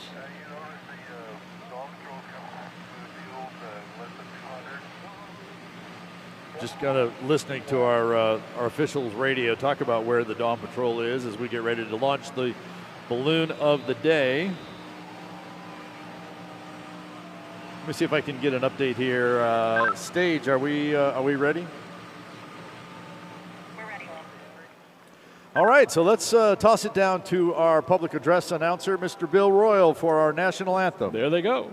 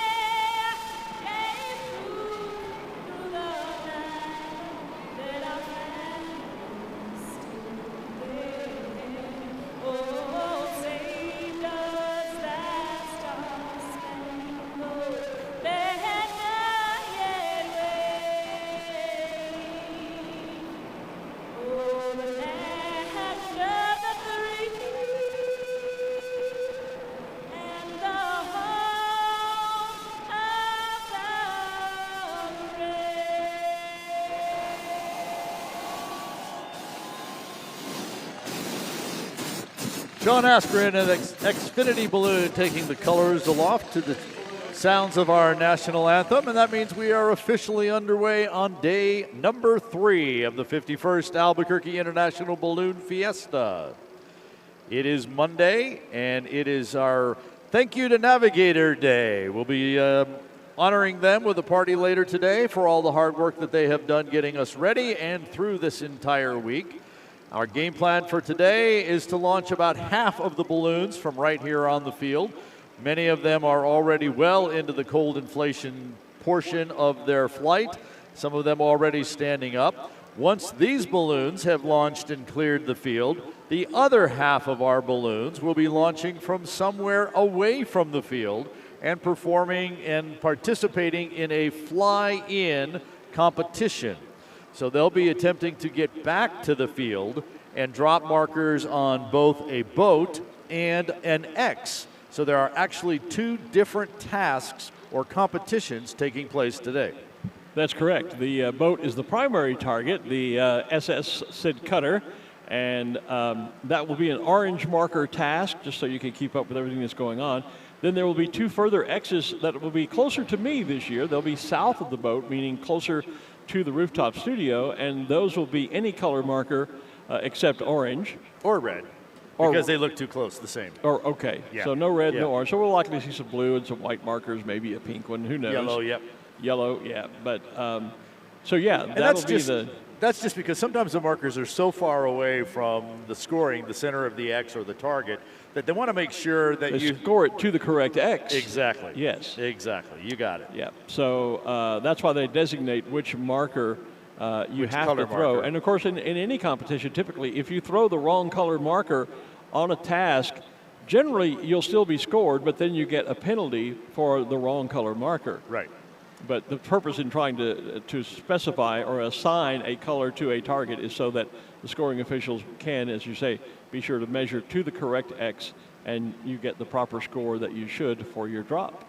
Yeah, That'll- because there's always the pilot that says, well, I was really throwing on that one over there. Right. Yeah. Yeah. I should have been scored to that X because that's where I was throwing. Well, okay, but if you're on that one, that's the wrong color, so you're going to get a worse score. Oh, well, never mind. And a penalty, meaning they'll either add distance, which of course takes down your point total, or Right. they'll just take some points Or off. they'll say, okay, well, we'll score you, but we're going to charge you and give you assign, another Yeah. 500 points or 300 points or Yeah. 100 points, whatever it might be. Either deduct points or add to Or the add distance, points. which does Yeah, the same thing. Exactly. Yeah, exactly. Yeah. Number of our ride balloons in the picture. There's the red or green Visit Albuquerque balloon. We're seeing the green side, the Indian Pueblo Cultural Center balloon, Pinnacle Propane. One of the other ride balloons, the Sundance balloons. And that's always a great opportunity. Here in Albuquerque, you can be right down on the field with the balloons, and you see those kids just fitting under there. And now the big kid's not going to fit under there. So Yeah, somebody's going to have to duck. Yeah, or just, it's just fabric. And so you want to be careful that you're not dragging anything sharp or anything like that along. You don't want to be grabbing and pulling on fabric. I've seen events where kids will rush up and they want to touch the balloon, but they'll grab a handful of fabric. You don't want to be doing anything like that. But that's one of the unique things about our event here. It's one of the few, really anywhere in the world, where the spectators are allowed to get right up close and personal with the pilots and their balloons. In many cases, there would be a crowd line, a fence line over along Main Street, and the crowd would be told you can't go beyond this point. We don't do that here, and it makes for a much more exciting experience. You know what we did add this year are some bleachers over on the west side of the field. I saw that, yeah. Yeah, so the east side is where all of the vendors and merchandise. That's where Main Street, all Main that stuff Street, is. all the stuff Yeah. is, and that's pretty much where all the people come in from the parking lots. Right. So you get to the field and you go, wow, there's the balloons, and you stand there, and that's as far as you go. Yeah. And so in an effort to try and get people farther out and kind of relieve the crowd along Main Street, move them out into the fields, we've put some bleachers over on the west side. So there's actually seating over on the west side. Well, Did you I see? saw a set of those when I first got here on Thursday, and was going down to your location over in the trailer park. There was I saw those bleachers right there, almost by the pilot briefing tower. They're on both sides. And There's I one thought, south well, and a couple north. Well, that's neat. They've put seats there for the pilots, but you're telling me they're for the spectators. No, they're for the spectators. That's awesome. So if you're over there on the east side, you might want to head over to the west side where you can have bleacher seating. There you go. I mean, the competition area is going to get flagged off, so there'll be a kind of a sterile There'll area be an there. area where you can't go anyway. And you could be right up on those flaggings, but sitting up on the bleachers is going to be a great spot today. Yeah, so buy yourself some popcorn or some nuts or something, and breakfast burrito. burritos and hot chocolate. And just wander on over to the bleachers and look at that shot. The ride balloons putting a lot of heat in it, a couple of burners going strong there. Yep. And you see a couple of our zebras. It's almost reminiscent of last directors. night's glow photographs that we saw. It almost is, yeah. Yeah. We have a great crowd out here this morning. This is great, and I am seeing people all the way over to the west side as well. Absolutely, yeah. There's quite a crowd around Cool Beans here in the far northwest corner, down on row A in front of us. The ExxonMobil team, you already mentioned Tristan and his group. They have the balloon standing up nice and tall. The Coca-Cola balloon is already lifted off, and look at him. Oh, He's I missed gone him take up off. and now is moving south to north. in a very low level box. Very low level. Normally, Sean Eskren in Xfinity has gone back out to the north certainly, as well. yes, he has.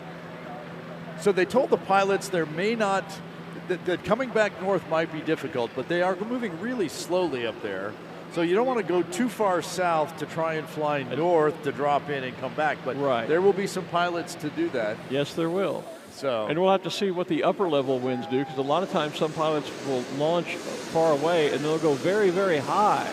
And ExxonMobil is now in the air with our balloon camera. Yeah. And so this is what it looks like to take off from the field, looking back down on the field.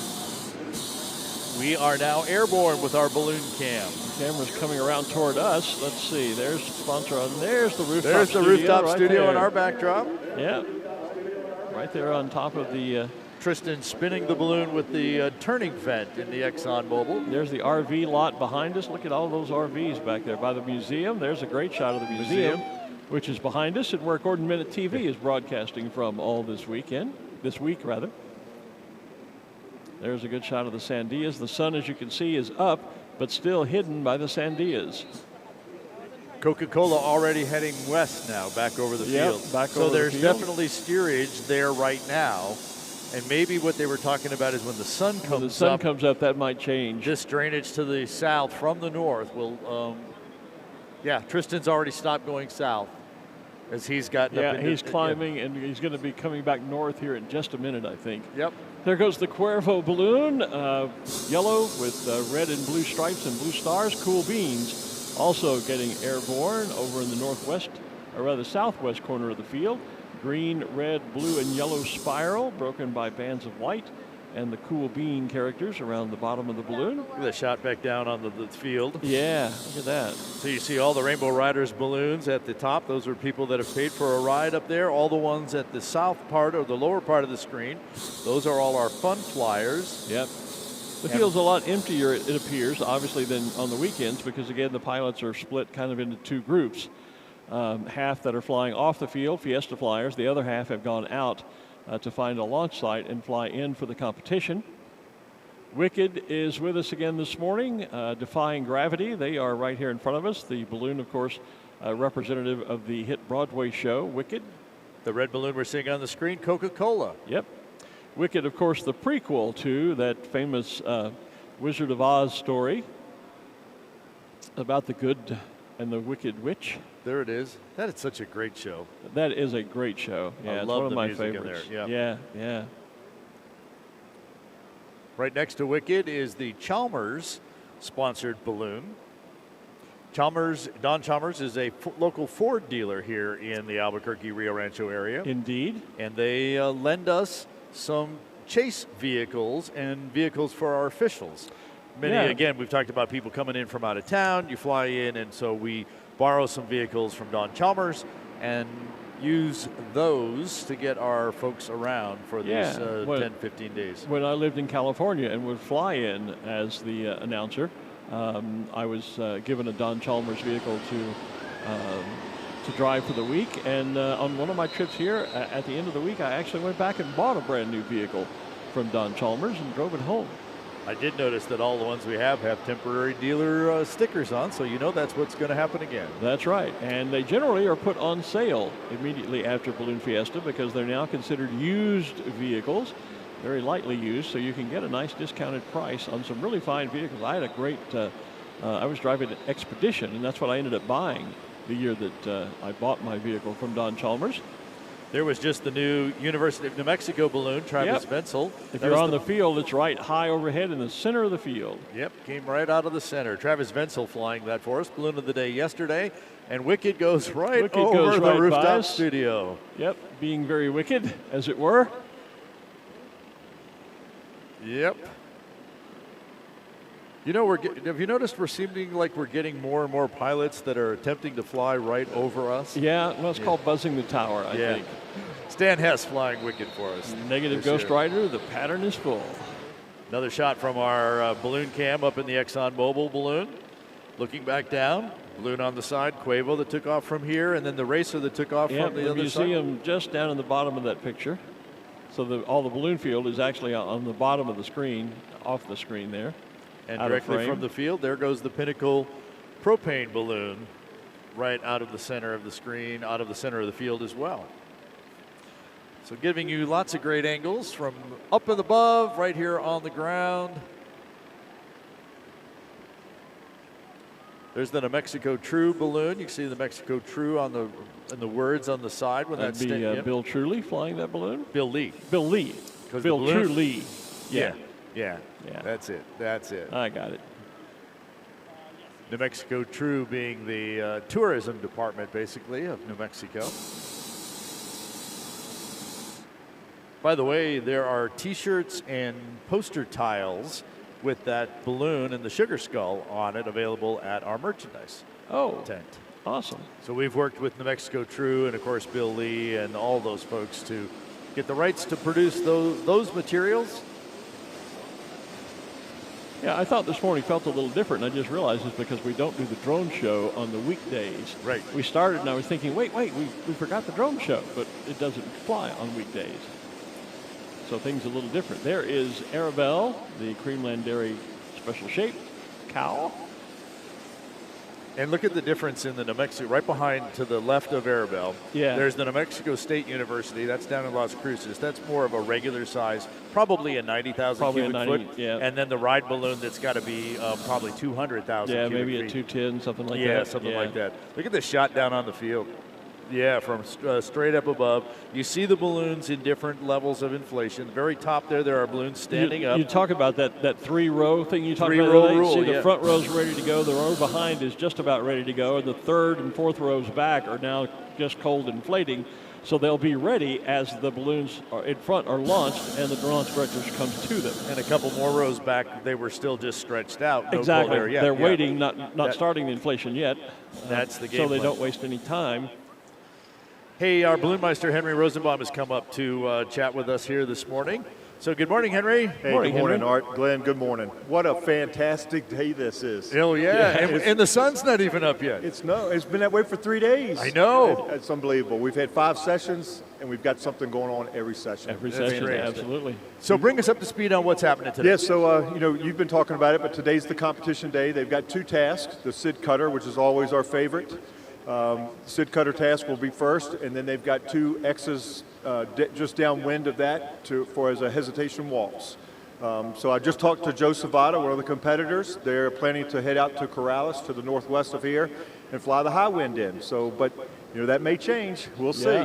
Yeah, because we heard Brad talk about the weather today, about everything was going to be from the north, but we're watching the balloons go up and start going back to the north. Yes. Yeah. It's just so light right now, but I think most of them are going to bank on that upper level winds that's consistent and get into the area and then come down and play with the lower level winds. On the screen for our online viewers, we have up a grid of the target this morning Yes. that you've provided us, where there is the boat in the center. You see the large landmass, that rectangular represents the shoreline, and then the 2 little L-shaped sort of areas are islands. Everything else is water. And we understand that if you score in the water, you will be scored this year, but you get a distance penalty, is that Yeah, right? so we're giving them a life preserver. Okay. So if they score in the water, the life preserver is going to help them. They just can't get any better than a 300-foot score. Okay. So whatever their measurement is, we'll add 300 feet. Okay. And what that does, that allows many scores to be on the scoreboard versus if you're outside of the limited scoring area, you wouldn't get a score, so it's a Right. no result. So And as we talked this morning, the key in a cumulative event like this is to get a score on every flight. You don't have to be the best, you don't have to win, but you want a score. Yes. So if you get a no score, you're really at a disadvantage. And on the first day, that's just not fun. it really is, yeah. You don't have to be first on the first day, you just got to be first on the last day. And I meant to tell the pilots this morning, That's life. this is the best day of competition this morning to start because everybody's in first place. Yeah, Exactly. right. Yes. Yeah. So even just everybody's in first place. So now, but after today, we'll see because we've got an hour or so. 8 o'clock time frame is when we plan to start, but an hour and a half of competition. And it's going to be a fantastic show because if the winds stay like this on the surface, you're going to see the pilots make it into the area, and that's where they're going to have to navigate to be in that spot to get to the boat. We talked and then about get to there the other might be a lot axis. of what I call bobbing going on because Yes. you maybe 25 to 50 feet difference in your altitude could get you just enough push to get one way or the other. Right. And because it's so slow, we may see a lot of balloons literally hanging around the target together. If you're late getting in, I can remember one year flying here, I was up high and a balloon was below me as we went into the scoring area, and I went right through the scoring area and I couldn't see anything but the top of the balloon below me. Yeah, there's been many times when the baggie from the balloon aloft has ended up on the top of the baggie below. Yeah. And that's a bad feeling when you're up looking at your baggies just floating away on somebody else's balloon. Yeah. Getting going farther away. and farther Going away further, because you had the perfect throw. You had the perfect throw, and yeah. they flew it away. So, on you. I mean, you yell at them, you try to communicate to maybe get the let baggie it to come fall through through. their balloon. Yeah. So it's all kinds of stuff throughout the years. But anyway, it's going to be a great day, great competition. The folks that are flying from the field have the great flight to leave here. So don't leave the channel. Stay tuned on. Yeah. And it's got an hour and a half of some great competition. That flight I was talking about, I was up high and the balloon was, and as he finally, I knew he'd made a great score because I heard this huge roar from the crowd, and I'm going, get out of the way, get out of the way. Yes. And finally, as we cleared each other, I threw my baggie and I watched it soar right down, and then at the last moment, it flew right underneath the flagging and landed outside the scoring zone. I was just devastated. Yeah. But those are the kinds of things that happen sometimes. Well, we appreciate what y'all do. I know you'll take a camera crew, I'll be down there with you. right Yep, to the Art will be target down area. And it's nice to let everybody see what's going on real time and up close. And thanks for having the targets, the other two X's south, Yes. closer to me so that I can see that part of the competition right, from yep. here on the field. Now, will the south end be open for landing beyond the targets? Yes, so that's the other Okay. thing. So just after they score, they can land on the field south of the target. And I anticipate many balloons doing just Right, that. and we just ask that they take down as quickly as possible Yes. to clear the space for other incoming pilots. Yep. All right, well, we'll stay tuned. I'm going to get back to our tower over Get back here. to work. We'll get back to work. Thanks we're for excited. stopping by. I think it's going to be a morning. fabulous day. It is great. Thank you. gonna be good. Thanks, Henry. Thanks, Henry. It's good to see you as always. Henry Rosenbaum, our Balloonmeister, calling the tasks and the flights for our competition and for all of our flights all week. Assisted by a great team of an assistant Balloonmeister, of course, a weather team, safety officials, scoring officials, launch directors that are getting the balloons up and will actually serve as getting balloons down when they start landing on the south end of the field as well. Arabelle is standing up. Dale Ritchie, has the Creamland Cow balloon standing up.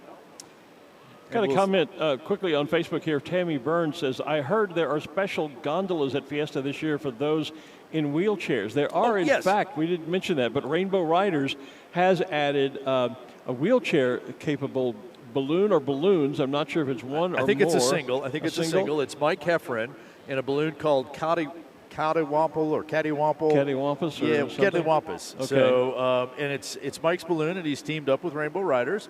And so it has a door so that the wheelchair can come in. And then it can be it's strapped sort of down. shackled in place. But then the sides, part of the sides of the basket are actually plexiglass, so that even sitting, because you'd be sitting at the basket At level, rail you wouldn't be height, able to you see. couldn't see much, yeah. So the plexiglass allows you to see out the glass, and then there's room for a companion to go along with Exactly. you as well. Well, and I noticed not long ago we did an article, Ultra Magic Balloons just celebrated their 40th anniversary, and they debuted a new basket over in Spain at their facility that it's the square rectangular shape as you would expect, but the top art is angled so that it's higher at the back and lower in the front, and that's, again, a handicapped accessible basket so that those sitting in wheelchairs, that side rail is not in their eyeballs, they are actually sitting above it and can see over. Really convenient. We're talking about it because there it is, and if we can get our camera, it's right next to the 95.9 star balloon. It's kind of red on the top, orange at the bottom.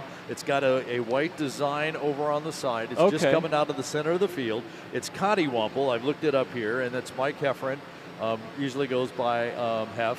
And so that is the balloon that has the wheelchair-capable basket on it, and is probably flying. Very cool. Those folks today. Yeah, but I don't know. There we have it. There we have is. it on the side of the screen. Yeah, there, right? kind of a starburst with a heart in the center, a design on the side there. Yeah, a little heart with things coming off the side. So, yeah. But I don't know if Ultra Magic has that particular basket here, but I was quite intrigued by it because that's the top interesting. is like at about a 30-degree angle. Interesting. So that the passengers can sit in a wheelchair and can see over and have a great view of everything while it's still high-sided on the back for protection. Great.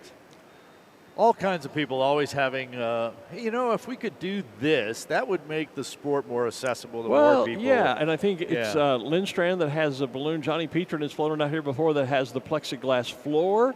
So that while you're flying, you can look straight down between your feet. And I'm not sure I want to do that. It's like a glass-bottom boat, but it's a glass-bottom balloon. Yeah. So, there's all sorts of creative technology out there and available, and a lot of it we do have here in various forms on the field. Speaking of creative, there is the preventive pest control balloon, the Itsy Bitsy Spider. I know some folks that would probably set fire to that balloon trying to kill the spider. You see a spider in your house and you burn the house down. Tristan has taken the ExxonMobil balloon a little higher, and so now we see not only the balloons in flight, but the entire field from up above. Yeah. And you can see how big the field is and how many balloons are actually here. And remember, this is only half of them, because the other half are on a truck somewhere going out to find a Corrales to find a launch site, according to Henry and Joe Zavada. Yep. There's the red side of the Visit Albuquerque balloon in the sky. If you look way high right there, there's that white and red balloon that is just in the sunlight. So you Pinnacle can see, propane. Is that Pinnacle's balloon? Yep. Okay. You can see where the sunlight level is coming from the other side of the Sandias. The sun is not over the mountain yet, but if you get to a certain altitude, you are in the sunlight. And you can see it's almost like the balloon turns on a light bulb inside it as it begins to glow as the sun makes those colors pop. I'm looking up even higher. And so there is this layer on the ground that's actually starting to turn a little bit southwest. Then you go up and you go north. You go a little higher, you go northwest. And look very high, you come back to the southeast. Look at that Rainbow Rider balloon, yeah. You're coming back to the southeast. Well, Wicked is way off to the east side, as well as, that's where Tristan is now over the ExxonMobil. That's Tristan over there, yeah. So quite a bit of steerage early on this morning. We'll see if that stays in place for the competition. As we heard Henry say, a lot of the balloons, the pilots are counting on high-level winds going out to Corrales and flying in from the northwest. High level meaning altitude high, yes. Yeah. So they'll be coming in from high and then dropping down dramatically probably to get into the field and score. So it could be exciting to watch. And of course, the other part of that is as the sun comes up and the ground starts heating and releasing that heat, all these wind currents and directions start mixing. Yes. So many times these layers that we just described will start coming down to the ground. The one on the ground goes away, and the next one, they just keep coming down to the ground. So throughout the morning, and especially once the sun gets down here on the field, we're going to see things start changing. That's right. And so now, not only the skill of navigating it and picking that launch site, but being lucky with the changing of the wind directions as to getting here as well. We've talked a lot about how the strategy in the Gordon Bennett balloon race that they're going to be using to pick the right winds to take them in the direction they want to go. Yes. We're going to see a lot of that on a much smaller scale here this morning because, as you're right, even if you've picked the right launch site and the right wind level to arrive at the field, then getting to the target can also be quite a bit of a challenge as you come down to lower altitudes. And we hear it in ballooning all the time. I was right there, and then the left went away. And how many times have you heard that when a pilot wins the competition, it was, how was it? It was 10% luck and 90% pilot error. Yeah, exactly. And then, of course, there's always this saying, I'd rather be lucky than good. If you're lucky, you're in the right spot at the right time. If you're good, that doesn't always happen. So. Hey, I saw this come through our chat yesterday, but I saw it too late to make it happen. So we want to say a quick hi to Gwen Wyatt, who's watching over in the UK. She watched her first Balloon Fiesta live earlier this week, and she is now hooked and will be a viewer for life. So thanks, Bob. Thanks, Bob, for passing that along. And Gwen, welcome to the show. Welcome to the show, Gwen. Good to have you.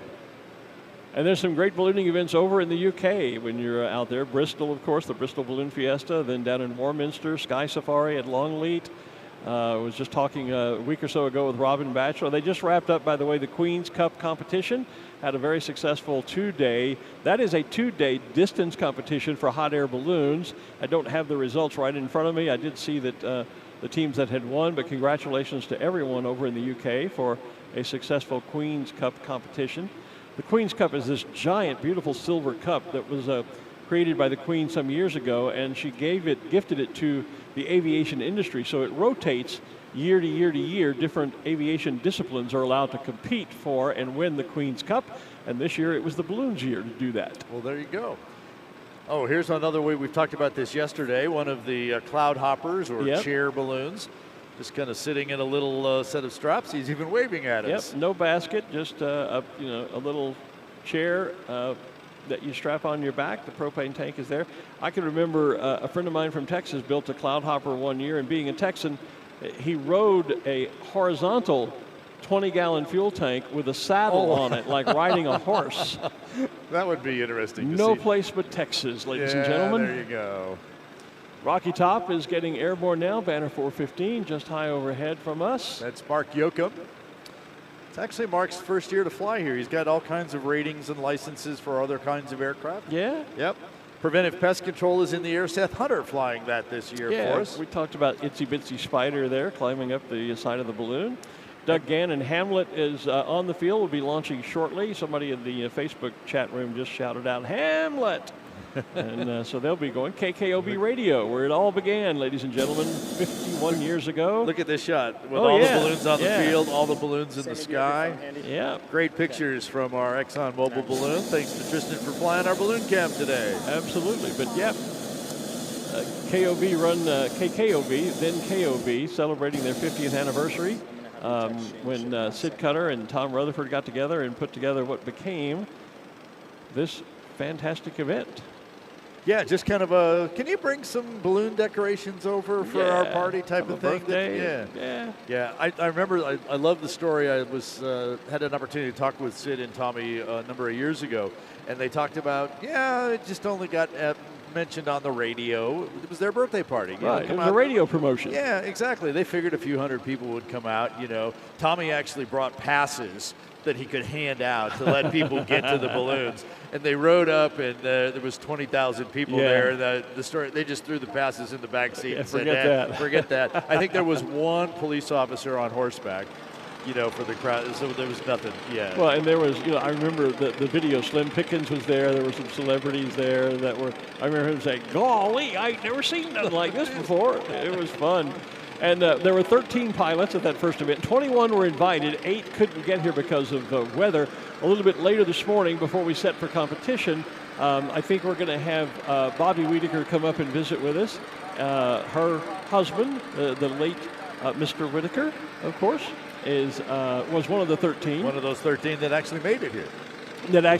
That's right. And they have been coming for many years, and so Bobby and her daughters are here, and they're going to come up, and I'll have a chat with them a little bit later today, and we'll be talking a little bit about that first balloon fiesta when Matt was one of the original 13 pilots. Matt passed away just about a year ago, as I recall now, sadly, and miss him. He was a great friend. Bobby has been a dear friend for years, as has been Donna. I don't know Denise as well as I know Donna, but they'll be here, hopefully, and we'll have a chat with them a little bit later this morning.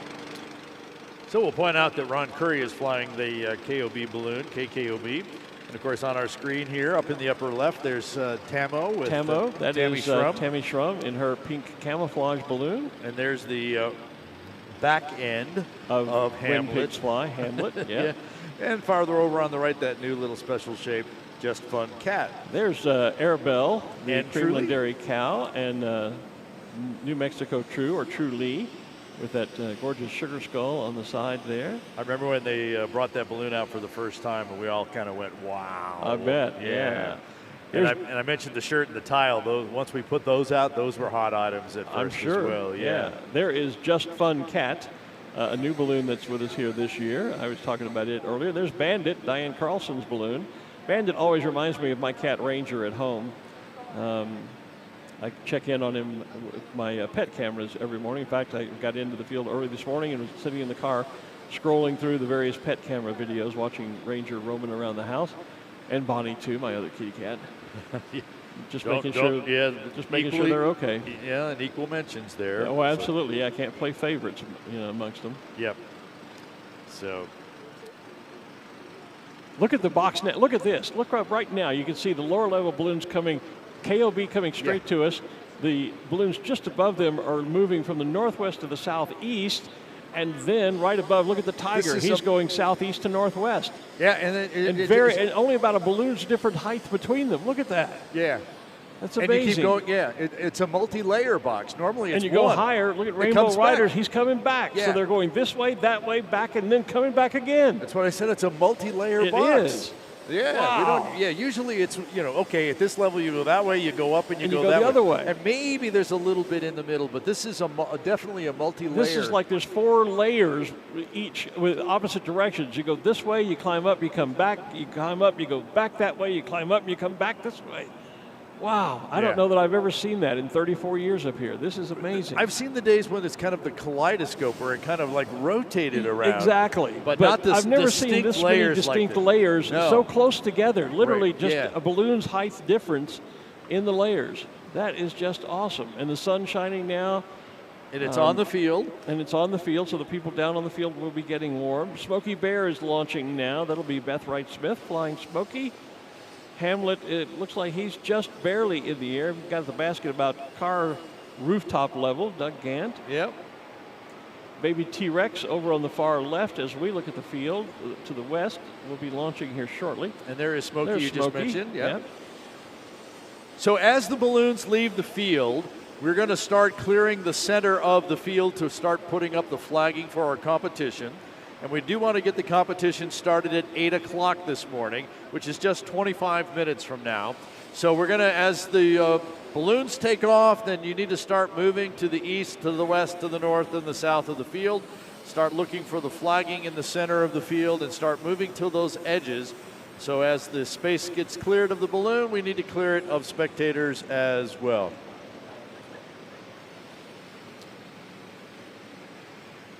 So we get all of these balloons off. Again, this is just half. The other half are out there.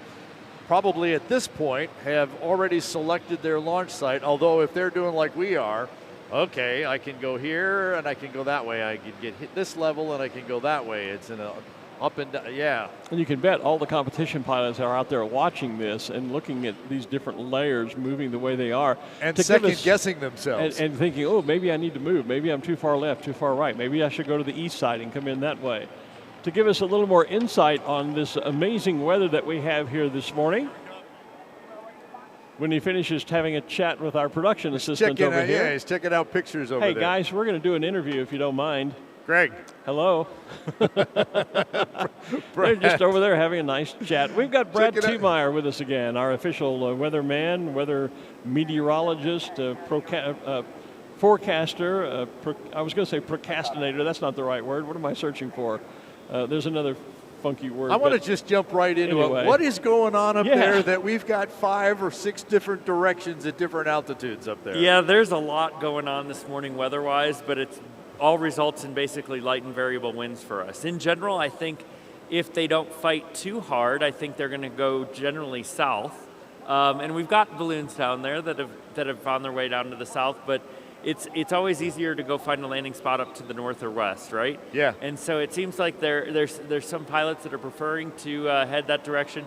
It's kind of a choose your own adventure day, I guess. Yeah. Well, we were just pointing out that we could see at least 4 or 5 distinct directions in the first 1,500 feet. I think you can see that at least in the lowest 500 feet. Probably, I think so. It's pretty wild, but it's all pretty light, and I expect it to be somewhat variable. You know, what we saw early this morning, like 2 a.m., is that there was a very little temperature difference between us and Santa Fe, and so we weren't even sure whether we were even going to get a box. And we thought, but then all of a sudden it got much, much colder up in Santa Fe, and then that allows the cold air to kind of drain down towards us here at the bottom of the bowl. And so that's where you're seeing this really, really shallow layer coming out of the north, headed down to the south is coming from. But you notice it's really, really weak. It is. And we've had a prevailing wind lightly out of the south, so it's kind of fighting. There's 2 forces kind of fighting each other, and so that's why you're seeing all this variations to it. And then there's a transition zone from that layer, somewhere between 500 and 1,000 feet, where and above that, we're really seeing a northwest to southeast progression. So there's tons and tons of layers. which should make it really interesting for the competition this morning. Should be not procrastinator, prognosticator was the other word I was searching for, which is a lot like procrastinator. And sometimes you weather guys do procrastinate as you're forecasting. But anyway, we felt that, you talk about the temperature change, Art actually felt it and called it out here but we felt it very noticeably here on the stage, where the wind originally was from our back from the south, and then all of a sudden we got this cold right into our face as we got that little bit of drainage wind that came down out of the north. Yeah, and then you had to turn on the heaters, right? Exactly. Yeah. yeah, exactly. So that's and it was funny because when we were driving out here in the golf carts, and it's a great way to take an observation, right? Is speeding across the golf cart or across the field in the golf cart, trying to figure out what's going to happen here in 5-6 hours, something like that. But it's funny because you'll drive into just a little bit of a depression, and all of a sudden you hit this cold You pocket. feel that cold, yeah. And And that's always a good sign that we might develop the box, just because we've had that radiative condition, so that's allowed the atmosphere to cool, and so the cold air kind of settles into those deeper depressions, or even a small depression. I mean, you get these radical temperature changes, which ultimately have a response in our wind. Yes. And that's what kind of drives all this. And the result is this morning variable conditions all over the place. But with as variable as it is, there's going to be some consistency to it, and I think the competitors are going to be looking for that consistency to get here. How much does the sun stabilize? We've got essentially a big mixing bowl above us now, but now that the sun is up and beginning to heat, especially getting to the ground here at Fiesta and beginning to heat, we'll have a little heat rising. What's the effect of the sun in terms of stabilizing this and putting in place a fairly standard wind direction you can count on? So the sun is interesting because that just adds another variable into the equation. And so the first hour or so, the sun's coming up over the mountain and it's heating ineffectively, just because the sun angle is relatively low and it's more of a glancing blow as opposed to a direct heat. But as that sun gets higher and higher in the sky, we're going to get more and more direct heat, which is going to mix things that much more. And that's when we typically lose the drainage, is by those late morning hours. The sun is heating effectively enough to the point where it's overdoing the drainage that was coming down from the topography around the area anyway. Right, okay. Yeah, so that's completely overdone, and then you get the large scale type flow to develop later on in the day. So that's how we can see different winds throughout the day based on what's going on. Later in the morning is when we'll tend to see one or two particular wind patterns kind of dominate at that point and become something you can kind of count on if you're a pilot trying to steer to a location. Yep, that's correct. So here in Albuquerque, generally we'll see a wind develop out of the south throughout the day, but in the morning hours, we get that drainage up from Santa Fe, and thanks to our neighbors, that's what creates the famous Albuquerque box. Absolutely. Or mixing bowl as we have today. It's just amazing. I am just sitting here looking at this, and every balloonist seems to be going a different direction. So it is gonna make for a very interesting competition today, as everybody's gonna have a different strategy, and it's gonna depend a lot on timing and luck as to who gets to the boat. So yeah, exactly. And so I have a challenge for you guys. How would you summarize today's weather? Because that's always my challenge, right? When I get up on the tower up there. So now you've had the advantage of seeing what it is today. How would you summarize this in 30 seconds or less? Light and variable, good luck. Yeah, my mixing bowl, and even a little bit of kaleidoscope of view here for things, with just watching everything kind of move around and all the different colors and shapes. If I were trying to get to a target from here, I don't know what I'd do this morning. I'd get a golf cart. It's easier on the ground, isn't it? It's easier on the ground, that's right. Yeah, it's absolutely amazing. Art, I think you developed a new term there that I'll call it Art's famous mixing bowl. Mixing bowl. Uh-oh. There we go. The Albuquerque box and the Art mixing bowl. Yeah. I'll be famous or infamous or run out of town, one of the three. Thanks, Brad, for coming up and talking to us about this. We're looking forward to seeing how these pilots navigate, steer, aviate the competition today to try and get to close enough to throw their marker on the Sid Cutter boat and also in the hesitation waltz. I always wondered about that term. I understand where it's coming from, because there's two places that you can throw, and you kind of hesitate if I'm going to go to this one or that one, and it's kind of like a dance, so we call it a waltz. but it's two X's. It's two X's. Pick one and throw on it. Throw on it. Yeah. To me, it's no different really than a multiple judge declared goal. Unless you get into one of those tasks where there's a timing where the target is open and then closed and open and closed. Exactly. That to me is a hesitation waltz where then you really have to time you've got to arrive at the target at the right time because you could be right over it, and if the target's closed, well, you're still out of luck. Yep. But it's basically a multiple judge declared goal where there's two targets, you pick one, you throw at it. Well, this is the day with all this light and variable, multiple directions up here. Competition will close at 9:30. This is a day where we could see a whole lot of pilots very close to the target and not get here in time to be able to get that score. Yeah, we've seen that happen where, especially if the winds are variable and a pilot out there can't decide where to launch from, and so they'll go one spot and go, I don't think this is right, and then they'll move. And if they move 2 or 3 times, by the time they finally get into the air, then they're pushing the time envelope to get to the target in time. And if the winds are light, they're like, they've got a great track, but they just don't get there quick enough. I call that chasing the launch site. Yeah. And I've seen pilots do that, not even necessarily for competition, but it's a little windy to launch here for a fun flight. So you go to another launch site. Oh, well, this isn't any better. And then you go somewhere else. And let's go back to where we started, Yeah, eventually you've wasted the entire flying time and you end up at breakfast. Yeah, exactly. Look right above us here. We've got the frog. We've got a regular balloon being squeezed between the frog and the little puppy dog. And the puppy dog, yeah. Just drifting along. By the way, my friends Mike and Georgie over in the UK said that their puppy dog Tilly appreciated all of our talk about dogs yesterday. So I said, we're just trying to keep the customer satisfied. There you go. Most of our balloons from the ground are now up from out of that competition area.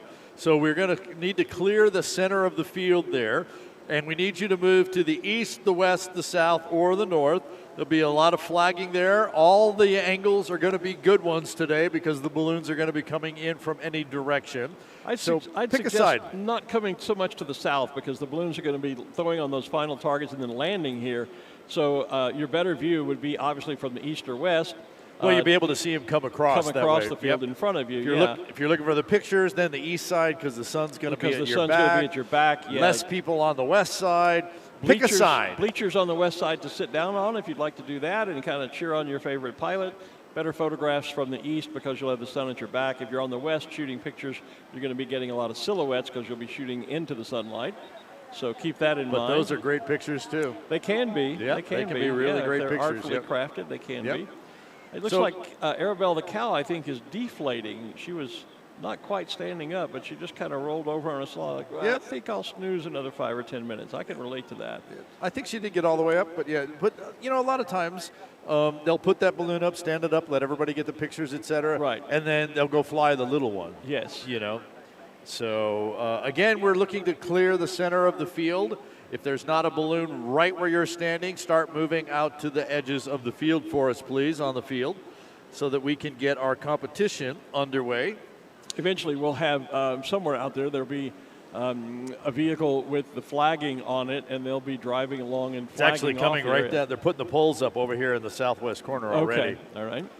Yeah, so we're starting to put the flagging out. You need to move to the outside of the flagging, please. And if you see them starting to put poles up, you need to be outside of that. Oh, what a great day. Somebody, again, asking every day is just wondering, Dan Staley says, just wondering if Ruth is out and about talking about Ruth Lind, of course, who is usually our intrepid field reporter. Ruth is not with us this year. She's back at home, and we wish her the very best. We miss her a lot. A lot of people have been asking and commenting about her. So, Ruth, you're loved, and we wish you were with us this year. Hopefully we'll see you back next year. Someone's asking about his Arabelle being ripped. No, you pull the top and you open the hole up on purpose at the top to let all the hot air escape so you can pack the balloon up. That's how you deflate the balloon. We understand how it could look that way. Look at the sloth just right up above us here. Yeah, and on the screen, the TikTok balloon. The TikTok balloon, yep. The little or cookie something. The cuckoo or something like that. It's a grandfather clock caricature, I think. So Arabelle just going back to sleep. Yep, I've had days like that. Nothing wrong there. Actually, I got such a long and hard nap yesterday, I had a hard time going to sleep last night. You know, I was still kind of wide awake because I had finally sort of got caught up on my rest. I was really dragging after Saturday night. Sunday morning was kind of a challenge. Yesterday morning, I guess it was. I had but it totaled, feeling good. Hot chocolate is great yep. this morning. I had it totaled up, and I've forgotten the number. We're pushing 20 hours on the air already. Are we already? Yeah. And a whole lot of people tuning in and watching, and boy, we are really happy to do that. In fact, this is probably going to be a really great time to tell you once again about our brand new giveaway that we're doing this year here on Balloon Fiesta Live. And we have these license plates, and you know, they are really license plates. They are. These are nice metal plates that will last. They're not something plasticky or cardboard. Handed them to one of our crew members here this morning, and she knew they were coming, but she hadn't seen one yet. She goes, "Oh, these are real license plates. Good, because I am going to put it on the front of my car." Yeah. So definitely suitable for that if you can do that in your particular state. So this is a pattern that was popular here in New Mexico for a number of years. It's been discontinued here, but we, through the company of the Sign Store, which is a local sign producing store here, Al Padilla and the folks there, have produced a number of these Balloon Fiesta Live license plates for us. Easy for you to say. Yeah. And we're giving them away to viewers of Balloon Fiesta Live. That's right. All you have to do is register and get in with a chance to win. And we're going to throw a QR code up on the screen that you can then scan the QR code. That'll take you directly to the form, put in your contact information, and tell us what you think about Balloon Fiesta Live and the questions that we've asked there. We appreciate reading all of those. And we are going to pull 3 names in every single session. That's right. And give away 3 of these license plates every session. And just enter once. We'll keep you in there. If you can't get to the QR code, if you can't find that, you don't have your camera because you're watching the show here, all you have to do is go to balloonfiesta.com, click on the Balloon Fiesta Live page, and there's a link right there. You'll see the license plate. There's a link right there. It takes you to exactly the same place, puts you exactly in the same drawing for a opportunity to win. To win. You're in with a chance to win. And you only need to register once. Please don't go in and register. You don't have to register every session. You don't have to be present to win, any of that sort of stuff. Register once, and you're in for all of the future drawings. Obviously, the earlier you register, if you register today versus waiting until Thursday, you've got many more chances to win. But just register once, because we're actually eliminating any duplicate entries, so you don't do yourself any favor by entering over and over and over again, trying to stuff the ballot box. We're going to throw those extra entries out. So I have spun the magic wheel of random numbers. Okay. And our winners for this morning's session are the Rose family from Santa Fe, New Mexico. Vicki Miller from Lick, New York. I've never heard of that never town. Heard L-I-C. No, never heard of that myself. Unless you didn't spell it all out. But Vicki Miller from New York and David Bryant from Jackson, Mississippi. Those are our 3 winners for Monday morning here in our Balloon Fiesta Live license plate giveaway. Again, thanks to Al Padilla and the folks at the Sign Store. Indeed. Sign Store produces all the banners that you see around Balloon Fiesta on the baskets. They did our backdrops, etc. So great supporters. I think that's the first drawing we've had of the session so far where one of the 3 winners was not local, was not from Albuquerque. Actually, I went back and looked at that. The very first one Saturday morning did not have someone from Okay. Right. Actually, not even from New Mexico in the first first okay. drawing. All right. Well, then I misspoke. Yep. But that's okay. Which is not unusual. I tend to have a habit of doing that sometimes. Next drawing tomorrow morning, so you got lots of time to get your name. Yeah, because there's no session tonight. Today Right. is the first start of competition, and Monday, Tuesday, Wednesday, we have only morning sessions.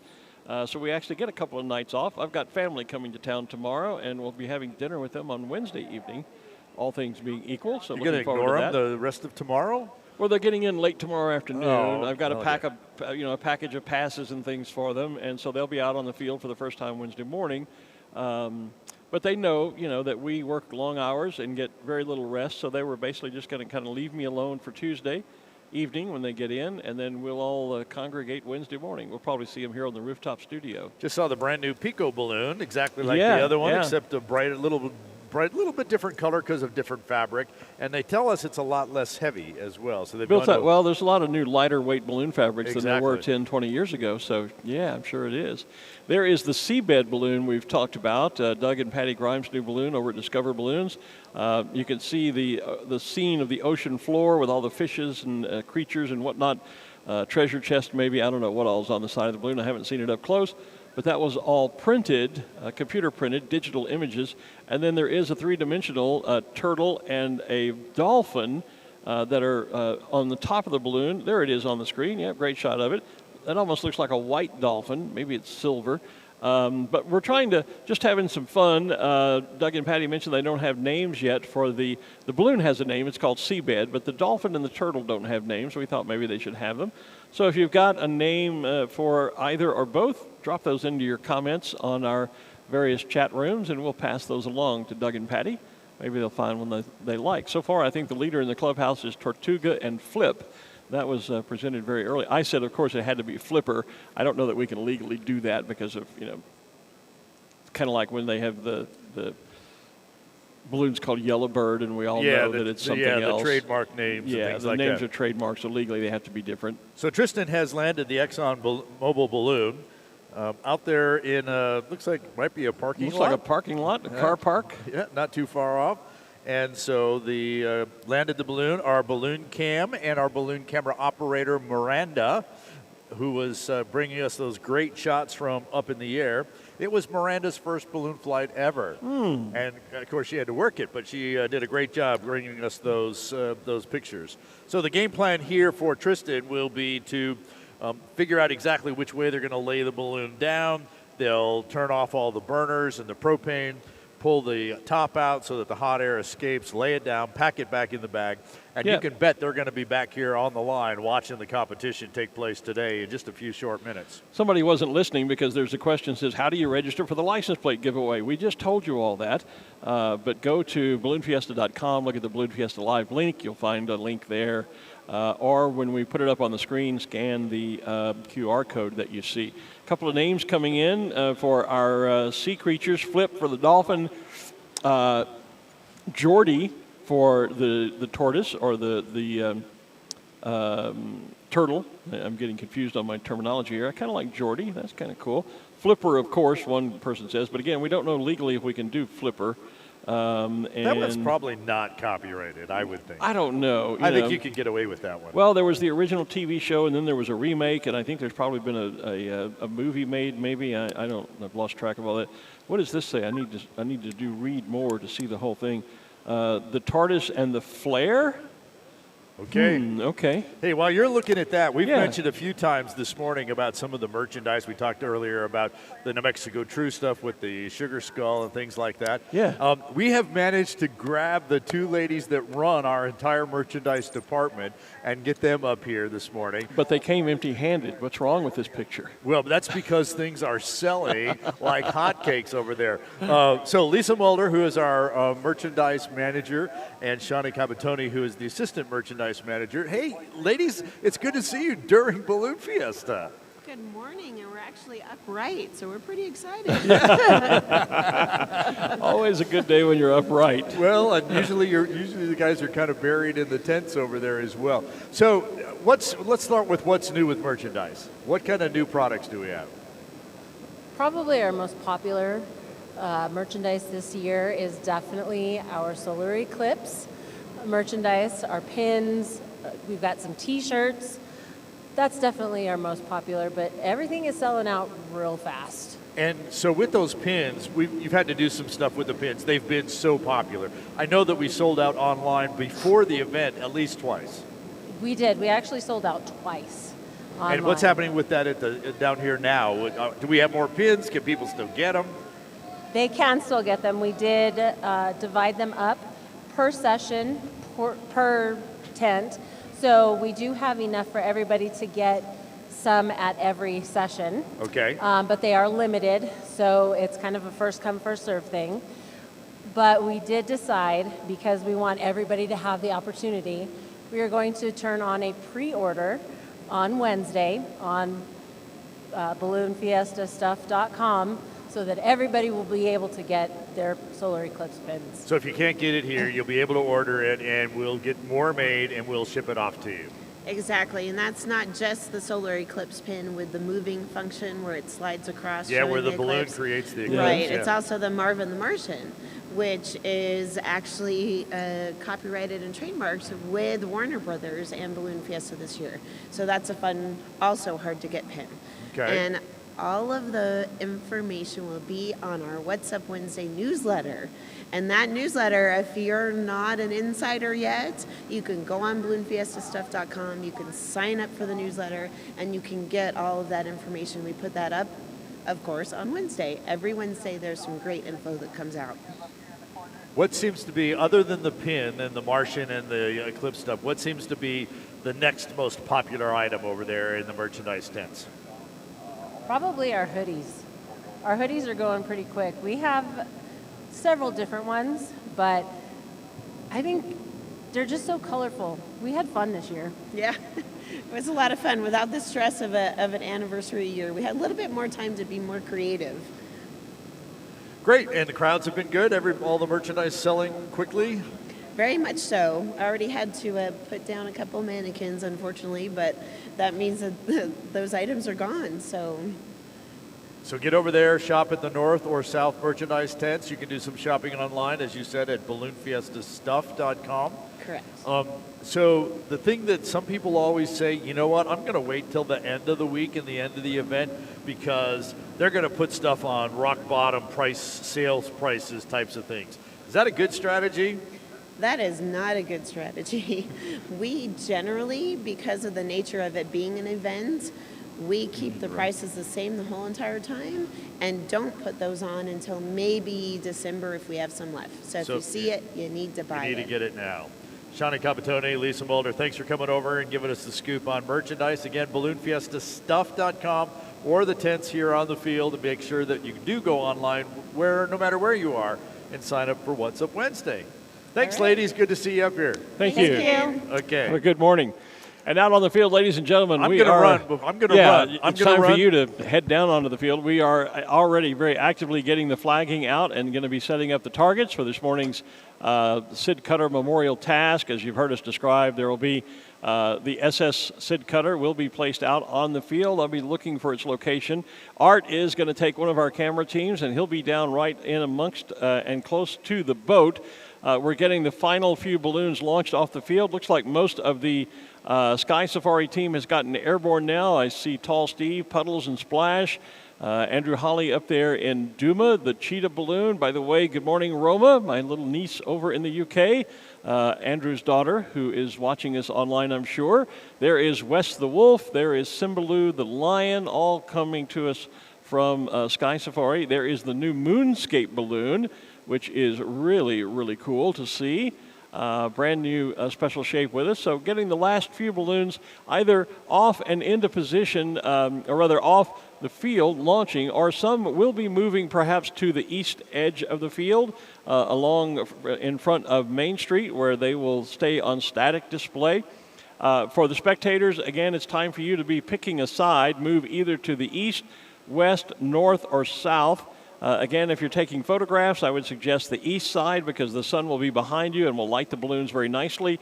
If you're looking for a place to just sit and relax and enjoy the rest of the morning, the competition, we do have those new bleachers over along the Western Arroyo near where the pilot briefing tent is, and you're welcome to take a seat in the bleachers and watch as the competitors fly in. So we're going to get all of that set up. The flagging is pretty much in place, it looks like. So again, a reminder, if you're a spectator, please stay out of the flagging area. I see some of the mounted patrol are down there as well. Our local law enforcement folks on horseback, they're always a crowd favorite. They are helping us to move the crowd and get the flagging area set up. That area has to be sterile, meaning no one except Balloon Fiesta officials are allowed inside of the flagging area for the scoring, because the balloon pilots, they have to remain 75 feet high over the crowd. That's the purpose of those pylons that you see at each corner of the field, those big white pylons with the red and white stripes at the tops. Those are 75 feet tall, so that's a visual aid to help the pilots know as they come in over the crowd how high the bottom of their basket should be, no lower than the top of that pylon. However, once they're inside the flagging area, they can get right down to the deck. As long as they don't touch the ground, they can get right down there in order to make the best marker throw possible. So again, we ask you to cooperate with us and move to where you're outside of the flagging area so that we can get this morning's competition underway. We'll be getting word. Actually, now that Art's gone, I realize I don't have radio communication to the Balloonmeister. That may be what that radio is here. I'll check. But it'll be fairly obvious when we start to see all of the competitive balloons arriving and making their approach to the field, to the targets. So this morning, our competition, once again, is first of all the Sid Cutter Memorial. The target will be the SS Sid Cutter, the little boat that will be on the field. You can see it actually now. I've just noticed it. It's out, if you take a look at the roadway that runs through the middle of the field, north and south, just to our left from the rooftop studio. And then we have the minor roads that cut east to west. It's right down at the intersection in probably the last east-west road and right up against the road going north-south. It's sitting right near the intersection of the road. See that balloon that is black with the two-tone green spires on it out in the field? It's almost directly below that balloon right now. So that's where the boat is. And again, the object, the best possible score, is to get your marker right on the bow of the boat. If it hits the boat and slides off, you're in the water and you'll still score, but you'll get a 300 point or foot penalty. Then south of that, coming closer to us, or to me now on the rooftop studio, there will be two other targets. The pilots are free to throw at either of those targets. They can take their choice. And then once they clear the flagging area coming south, this large part of the south end of the launch field will be open for landing. So I don't really encourage a lot of spectators to be in that area because that's going to get very, very busy eventually with balloons landing and deflating there. So your best viewpoints are going to be east, maybe down at the north end. Again, if you'd like to sit and relax, you might have to be staring into the sun, though, this morning if you're on the west side of the field, but there are bleachers there available for you. So that's the setup. So the pilots will be throwing two markers this morning, one at the boat, that'll be orange, and then any other color marker will be acceptable on either one of the two targets south of that, and then they will be coming, and many of them will choose to land here in the south portion of the launch field just in front of Corporate Row. West the Wolf, high overhead, there is Duma, as we mentioned. Andrew Holly, good morning, Andrew. And once again, a shout out to Roma, my niece, Andrew's daughter, over in the UK, watching us this morning. There is Simbaloo, so a lot of the Sky Safari team are with us here this morning. And they'll be debuting, Andrew will be debuting a new special shape later this week. In fact, just got word last night he's going to be heading off to Phoenix to pick it up after tomorrow's flight, and then hopefully back with it Wednesday morning or certainly for the special shapes on Thursday. So we look forward to that. And yeah, Art is on his way with one of our camera crew down onto the field. Art will be right out by the boat so he can bring us all the activity. Those of you online, or if you'd prefer to watch the video wall during the course of the morning, we'll be bringing you all the action from right down up close to the target. So we're going to get set for that. I'm looking to probably have some special guests here with me on the tower in a short time frame now as we get set to transition from Fiesta flying to competition flying. So just quick word down to the truck. I'm going to step away and take a quick break while we transition the field. We'll keep the live feed up. Art will be down at the target, and we'll be both back with you very, very shortly as we start the competition phase of this morning. It's Monday morning, day 3 of the 51st Albuquerque International Balloon Fiesta. We are powered by ExxonMobil, both the Balloon Fiesta and Balloon Fiesta Live. We'll be back with you in just a few minutes, everybody. Stay tuned.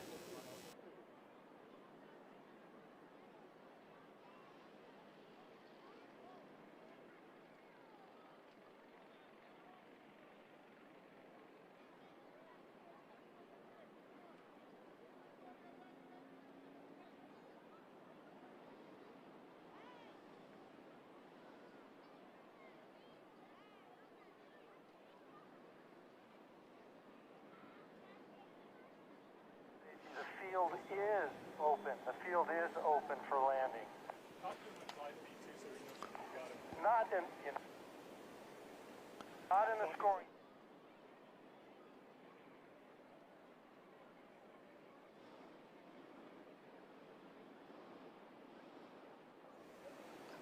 I got you.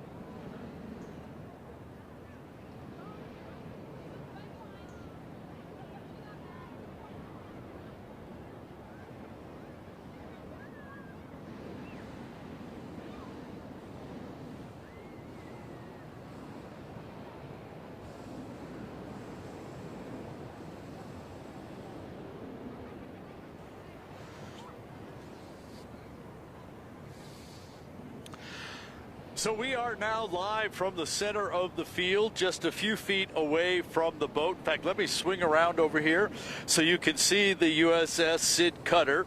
This is the primo target for the first task of our competition. And so the field is now open. Pilots are going to be coming in towards us.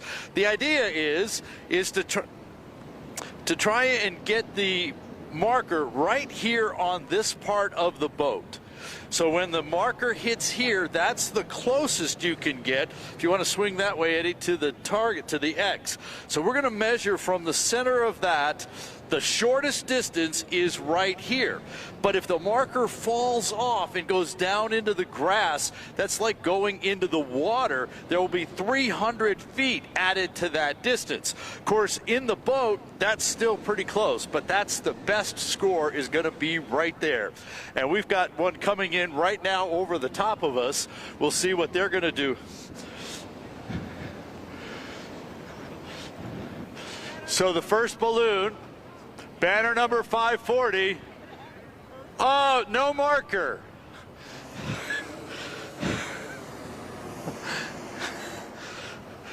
But that was a perfect line to be able to get right into the boat.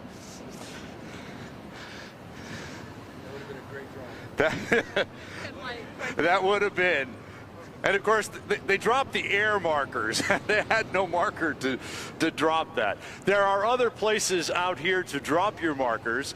You can drop on the land mass, which is just north of the boat. There are two areas that now show up as islands. And then that's all just part of the Sid Cutter Memorial task. A little bit farther south and a little bit farther to the east and the west are 25-foot X's that you can now throw a different color marker on and be scored in that. So two opportunities for scoring here this morning. The Meow Wolf balloon is going to come down the far west side of the field. And I do see a purple, and I'm going to switch around this way. I do see a purple and yellow.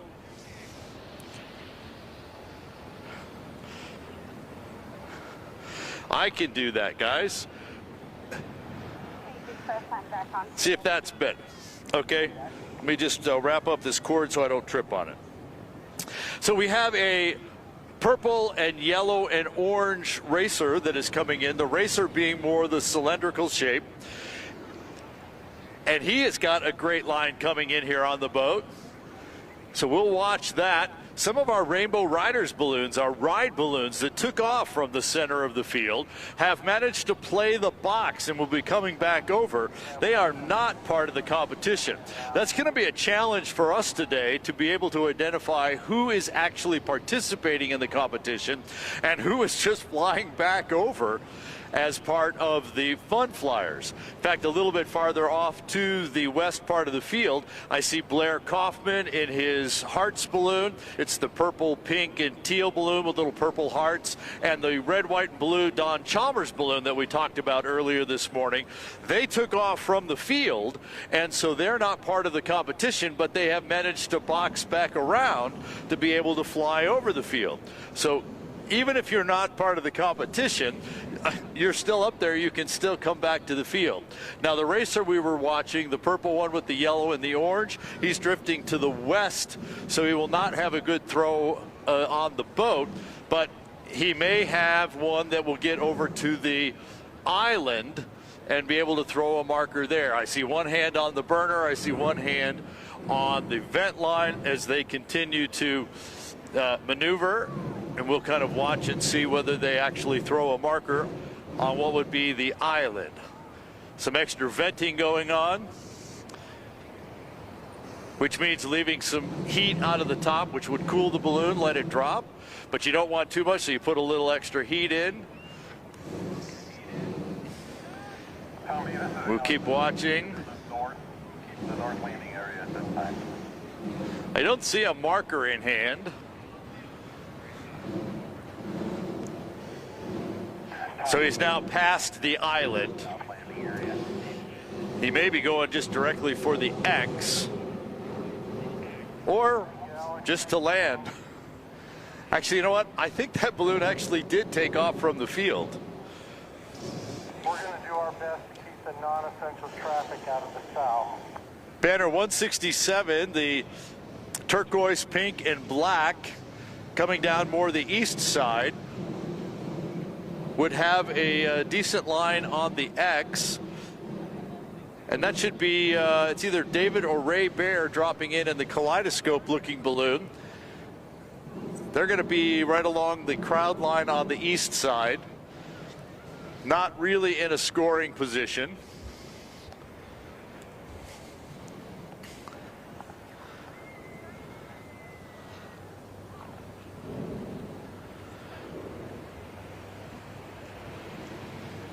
And what a great view for our ride balloons coming right over the target area. Again, not part of the competition, but giving folks on the bucket list the ability to just come right in through and see what it's like to be in the competition.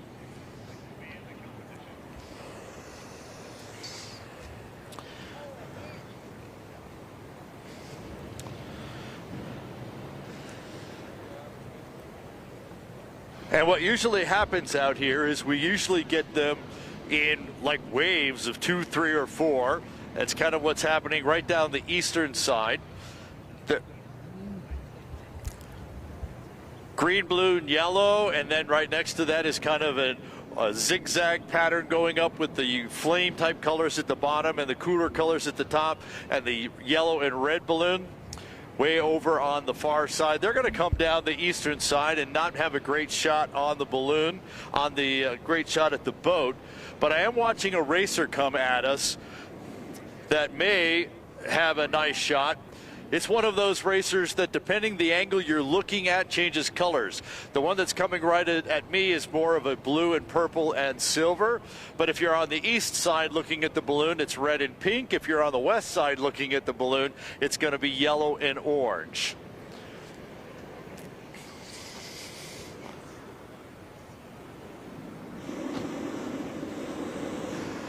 Many times the competitor, the serious competitors, fly these racer balloons a little more cylindrical. They can go up and down a little bit faster and not have the distortion of the balloon fabric. And then they also tend to fly solo, which also gives you the ability to have a little bit more maneuverability. Definitely over the flagging area now. Over the landmass, which would be a safe drop if you wanted to.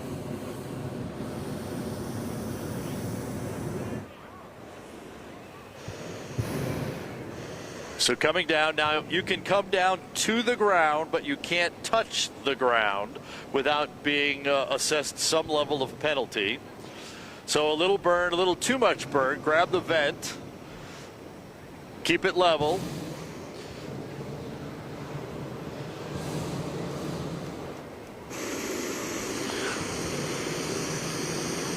So coming right by the edge, marker in hand, orange one, which is the one. Oh, and threw it right off. Ian Whitling. Sorry, Ian. Perfect pass. Perfect pass for Ian Whitling. So again, the marker is outside the boat in what would be considered the water. So that will be scored to the center of the X, and then 300 feet will be added to that. So he's still in first place. He's the only one that's thrown a marker so far.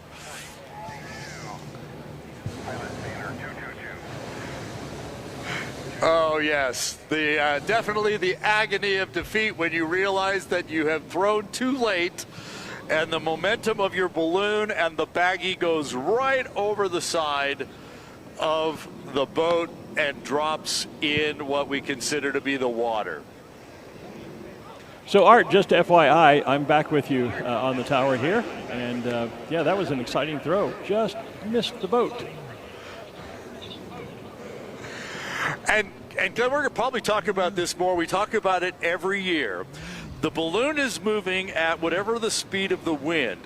And so when you let go of the marker, it's going to continue at that same speed until gravity takes over and it drops fully. And so that's exactly what happened. Ian was dead even with the boat when he let loose of the marker. So the momentum carried it to the edge and off into the water. Yeah, that's always a danger, especially if you have to throw from any kind of altitude. Of course, today there's no wind, so the marker will fall basically straight down. But on days when you have wind, the marker actually flies and will have some forward movement just as the balloon does. So I've always said you have to learn to kind of throw before you get to the target and let the marker fly to the target just as the balloon does. If you wait till you're right over the target and throw, your marker will go past it. It's too late. You're exactly right. And the look of disappointment on Ian's face as he realized that that's what happened. Oh, man, I feel for Ian. Oh, you work so hard to get in that perfect spot, and then, yeah, that's a shame. So the black and white, gray, and pink one is going to be the next line. It looks like they're starting to drift a little bit to the west, but there is another multicolor zigzag pattern dropping in behind him as well. The blue and yellow one's going to be far too west to actually throw on the boat. They'll have the opportunity to throw on the island. So we'll continue to watch this black and white, gray with the pink checkerboard stair steps going up. They're going to be coming right down the road, so it's going to take a little wing of the marker. That's when you make that slight adjustment, maybe, 10, 15 feet up or down sometimes, and we'll move the balloon just a few feet left to right.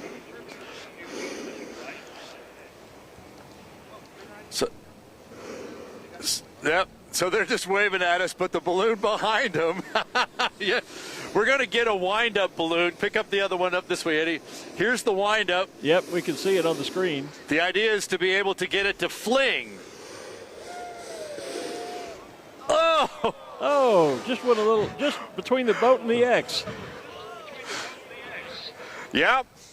If this were just a typical X competition, measuring from the center, that would be great. Yes. And it will get measured to the center. The problem is it's in the water. It's going to get 300 feet added. Exactly. Yep. He's going to get a penalty. Otherwise, but you're right, that would have been a really good throw on a standard competition.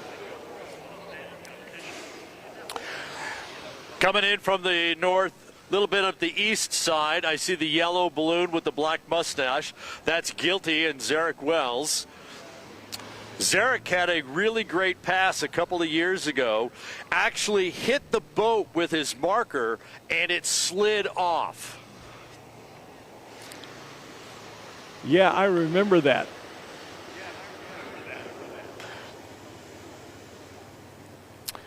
So we'll see. It looks like he might have. And you know what? For the last few years, we've had this little phenomenon here that I can't explain. And one day I'm going to get Brad Thiemeyer to help us figure it out. It seems if you come down east of this north-south road, you get pushed to the east. If you're west of the road, you get pushed more to the west. And so it's kind of like there's not. They can be coming down either side of the road and all of a sudden do this split around the boat. Well, and I'm not sure what causes that, but that's almost what's happening right now. Well, we learned in ground school how the sun heats the earth, and it will heat a grass area versus an asphalt area differently. The asphalt will absorb more of the heat and then reflect more of it. And I'm wondering if maybe that's the case, where there might be a little bit of a difference in the heat coming off the green grass field versus the asphalt road, and maybe there's sort of an invisible dividing wall there. You might be right. We're going to talk about this teal pink one going to come in on the east side of the road. He's going to be able to just drop his marker into the island area. And there you see, goes. Boom, just drop it right there. That's going to be a great score. That, again, will be measured back to the center of the X here by the boat, but because it's on land, it does not have that 300-foot penalty added. Right. I'm looking for the downwind targets to the south, and I haven't been able to locate them just yet. I'm missing my binoculars.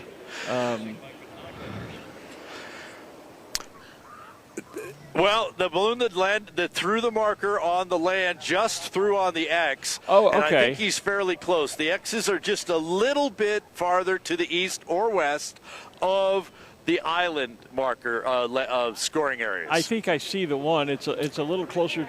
It's not that far from the boat, but it is to the south of the boat, I believe. Yes. Yeah, I think I see them both now. Okay. I was So just trying to Zarek eyeball that. Yeah, Zarek continues to have a good line coming in. And again, the yellow balloon with the mustache. That's guilty. He'll be the next one to the boat.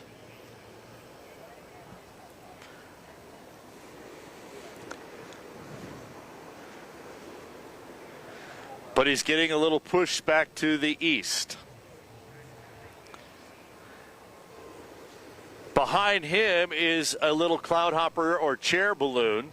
Yellow, green, and blue vertical panels. Zarek's going up, I think, to see if he can get that push back to the west.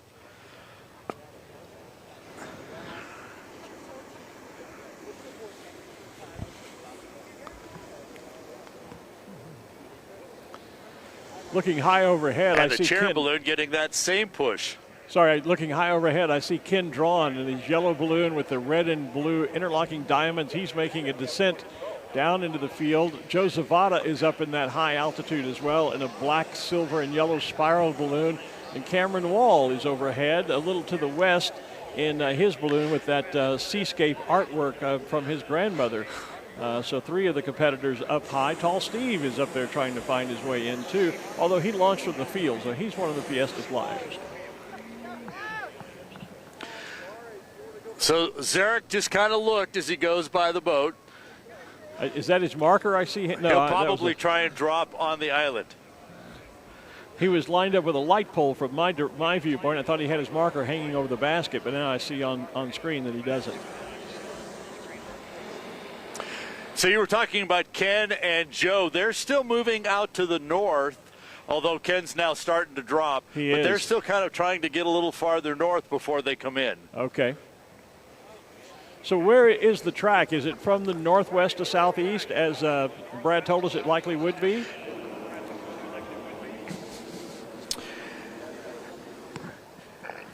Yes. When you want to come down to really be in nice scoring position, here within the first 100 feet, as you can see Zarek going right over the island and the chair balloon the hopper coming in right behind him. If you want to be at that level, then it's pretty much north to south.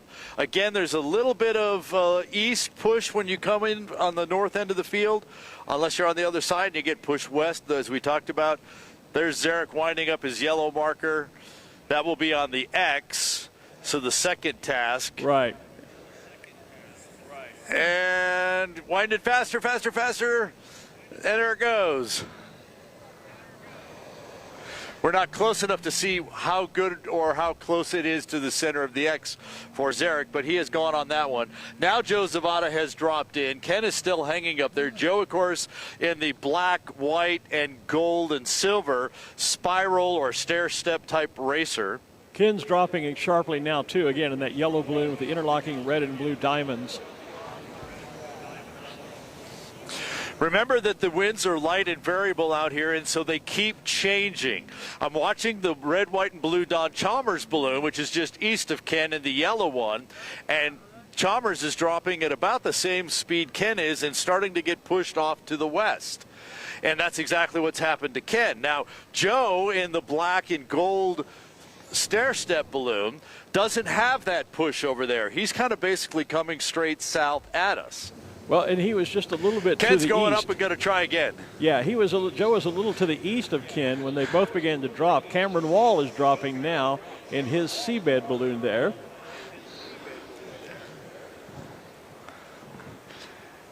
Both Cameron and Ken are a little bit west of the boat. So I think Ken at least is going to go up and see if he can find more. Now I keep watching. Up high, you can still get back over to the east.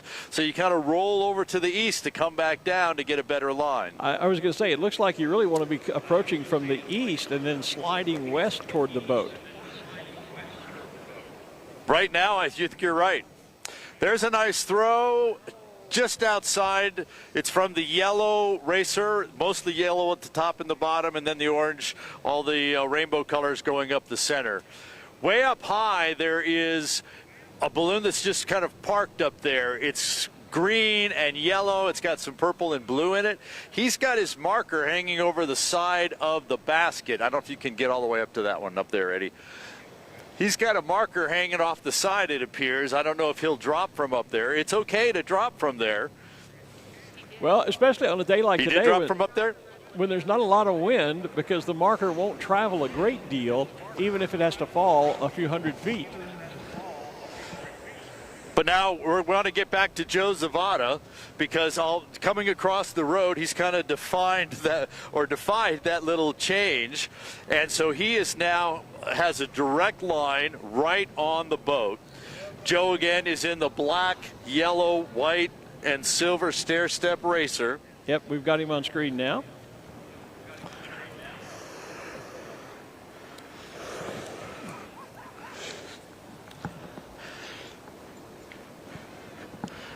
So Joe Zavada, no pressure on Joe.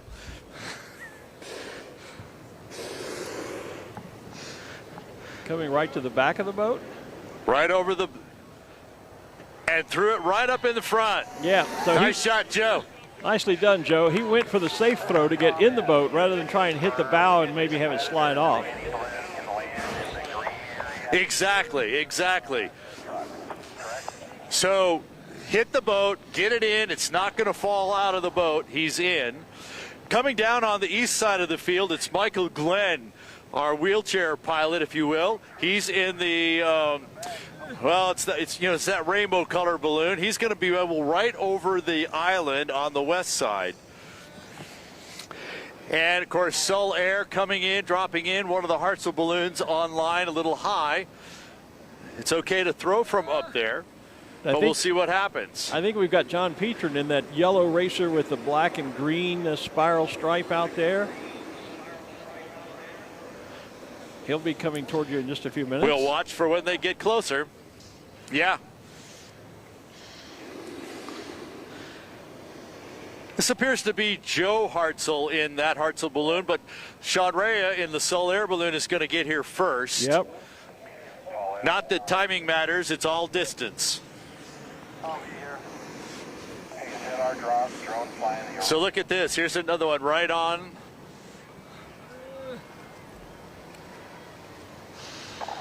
And Sean's going to looks like, even up on the edge. Put it on the dashboard of the boat. Edge. Yep. And right behind him, Joe Hartzell. So now you get those things that in the boat is good, but it doesn't win. Now you've got to go for the bow. Look at this. Joe. Look at Joe. This. Reach out and set it on the bow. Joe Hartzell. Nice shot, Joe. Get out of his way. Wow. Perfect.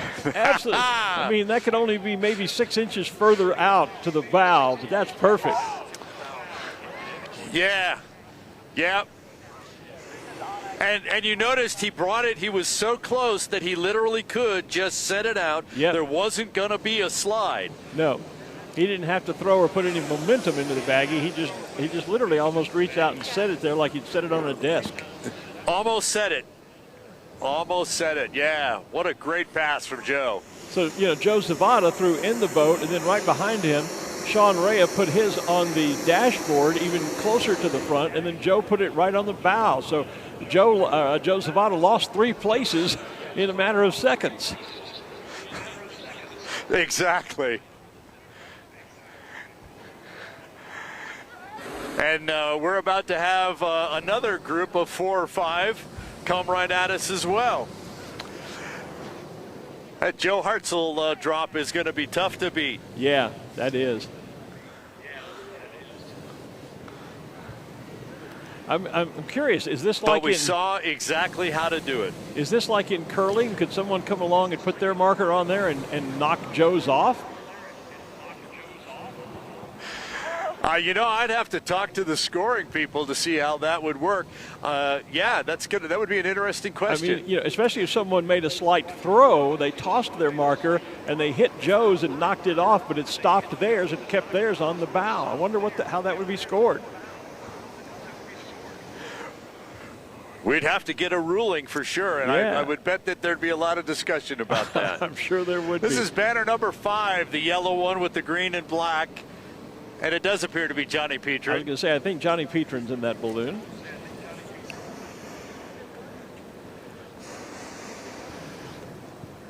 And he's going to drop right in on us. That might be Steve Jones in that yellow-topped racer behind him with the green checks around the skirt. I'd have to see him up close to tell you.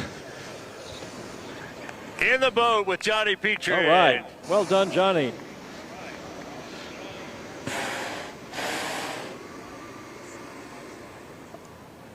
The other green at the bottom, yellow racer, going to be going down the other side of the road.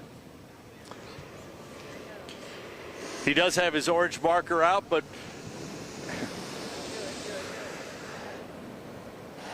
we'll see what happens. He'll wind up the throw off the side. Oh, it's hanging over. Hallucinations. Yeah. Hallucinations number 85, the tie-dye balloon's going to come right in over the top of the basket as well. Being followed in by Blaser. So we're going to have a whole bunch of markers here on the boat, but so far Joe Hartzell's is still the closest to the bow. But let's watch what happens here. Get the marker out and set it down. It's on the dash. It's on the dash. Went slightly safer to get it in the boat. Yep.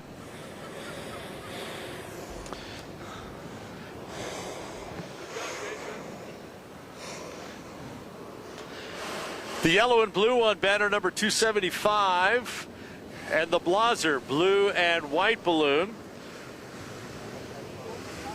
The yellow one going to be a little bit east of the boat.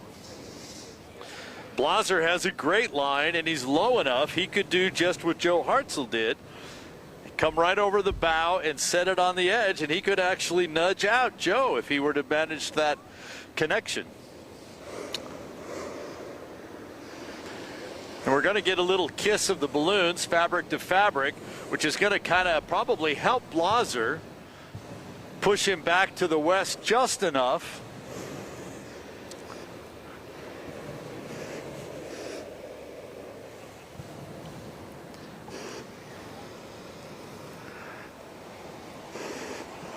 We want to slide over to the Blaser one. There's the throw to the boat from the yellow one with the Lake Powell balloon, and here comes Blaser. Yeah, here comes the balloons Blaser. Are actually touching in the air as they line up. Onto the dash. On the dash as well. And we're on their GoPro camera. Good job.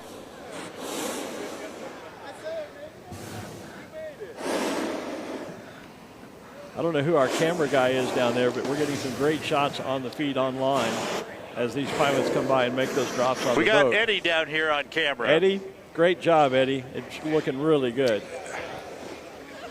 Getting some awesome shots. So of these the pilots balloon that's coming in markers along the road next to the Nuevo Leon, there's the green with the yellow and then the blue spikes going to the red at the top. He just threw his orange marker on the landmass to the north of us. So actually I see another one that dropped in there. So there are people that are taking the safe score. Go for the land, get in there, you'll get your measurement, you'll be within the 300 feet. So you'll be right behind those folks that have all gotten in the boat. Nothing wrong with that. You know, playing safe, as we said, consistency Not at all. is what it's all about. You want to score in every competition. Be careful you don't get bitten by Vampirella. Looks like she's got a good line to you if she doesn't slide west. She does. She does. She does. She's got a great line. A lot of the balloons coming in right now are going to be just on the west side of the road and therefore west of the boat. But yes, Vampirella is on the east side and is getting that push this way. We should also keep an eye open on Seasons. That's the purple one with the sun and the snowman and the pumpkin. Oh, yeah. And the yellow pennants coming kind of down the east side of the crowd line. So we'll have to keep an eye and see what happens with them. Up here at my end of the field, the Sloth is dropping in, probably for a landing. They'd have to go really far north to get to the target. And I'm not sure they're actually in the competition anyway. They might be one of the Fiesta flyers this morning. Well, he did take off from the field, remember, okay. So yes, he would be. Yeah, so they're going to probably just drop in for a landing here at the south end of the field. Looks like Vampirella is just on that's the west. bragging rights, too. Well, sure, to take off and land from where you took off from. Looks like Vampirella is now to the west of the road. I saw the target, even though I wasn't competitive. Yeah. There's another throw from the rainbow-colored stair-step racer just on the west side of the road, just a little bit east of Tall Steve.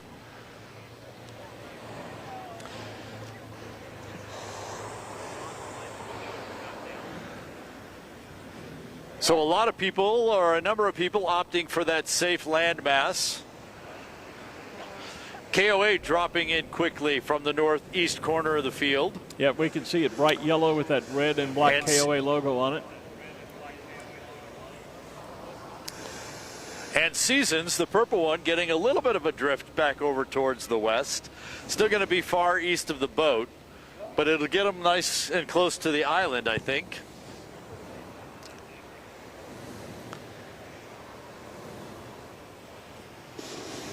What a great day.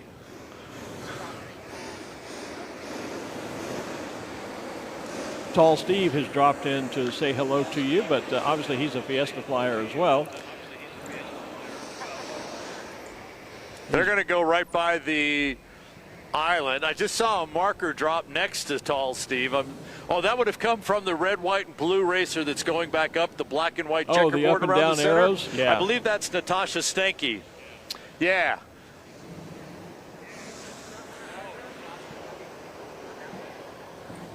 I'm looking at Ken Drawn. Not too long ago, he was pretty close to the target, just a little west of the road. He's gone way high. I think he's trying to find some eastward movement to get back over to the east side of the field and come down and try again. Yeah, we saw him go up and down a little bit, and you're right. He's gone way high, and he does have a little bit of east, but it's really slow up there. Yeah, it's going to take him a few minutes to get over and then come back down. Yeah, hey, flight safety, tell Blazer they need to make their banner visible. So Seasons is going to have a nice shot at the island just to the south of us. KOA campground balloon, the yellow one, has now dropped in and has a great line right at us on the boat.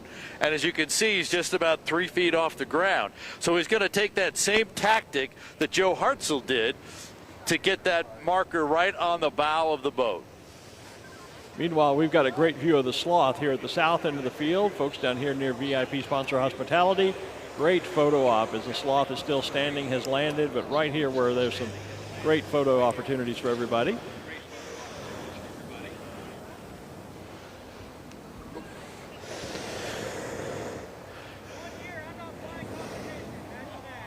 What?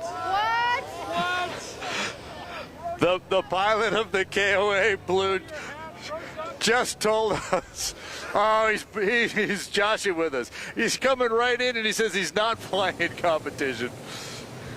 Yeah, but he's got his marker in hand. I think he's pulling one over on you guys. Well, he pulled something out. He's having a conversation with the assistant balloonmeister. So, nice shot at it. Yeah. Now that's disappointing when you're right over the target and you're not in the competition. Yeah, so I just got it confirmed he is not in the competition. We're having a little, another kissing activity going on here with the Telemundo Nuevo Mexico balloon. That's the green one, which is kind of pushing Vampirella a little bit this way. Just not soon enough. Yeah, we've got a great shot of it on the air there. When the two envelopes touch, we call that a kiss in the sport of ballooning, when it's fabric to fabric that way.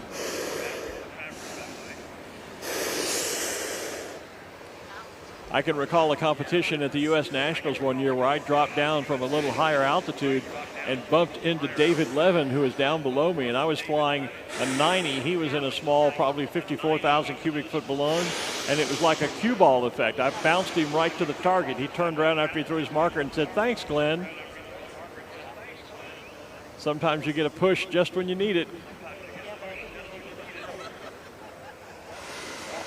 And sometimes you get the push just when you don't need it. Yes, that happens too.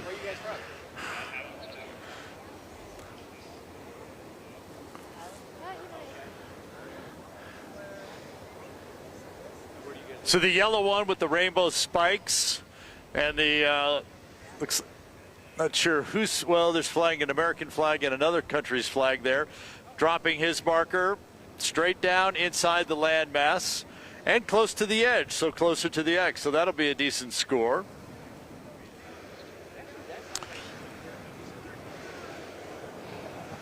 Oh, goodness, Ken Drawn did make it back all the way to the east. Look at him now. He's coming down at a pretty good clip, well into the field on the east side, though. He made quite a loop.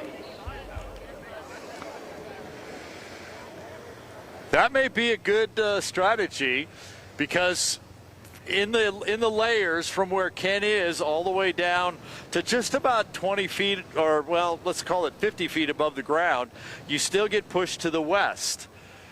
And then right in the lower 100 feet, you're going to come back to the east. He's falling pretty much straight so far, though that balloon below him with the darker blue and purple with that pink spiral is sliding to the west, so Ken's about to fall into that layer. Yep, he's just started to move slightly westward from where he is at his altitude. Yes, but then if you look lower at the red and blue balloon with the yellow and with the racer with the red and white and black checkerboards, they're moving back the other way. So you need to ride in like the blue, the purple, and the teal one that we're watching. You need to ride that in kind of to the road and then come back. So a little bit of zig before you zag. All right. Well, Ken looks to be in good shape. I can't believe he made that loop so fast, because he was way up there just a few minutes ago.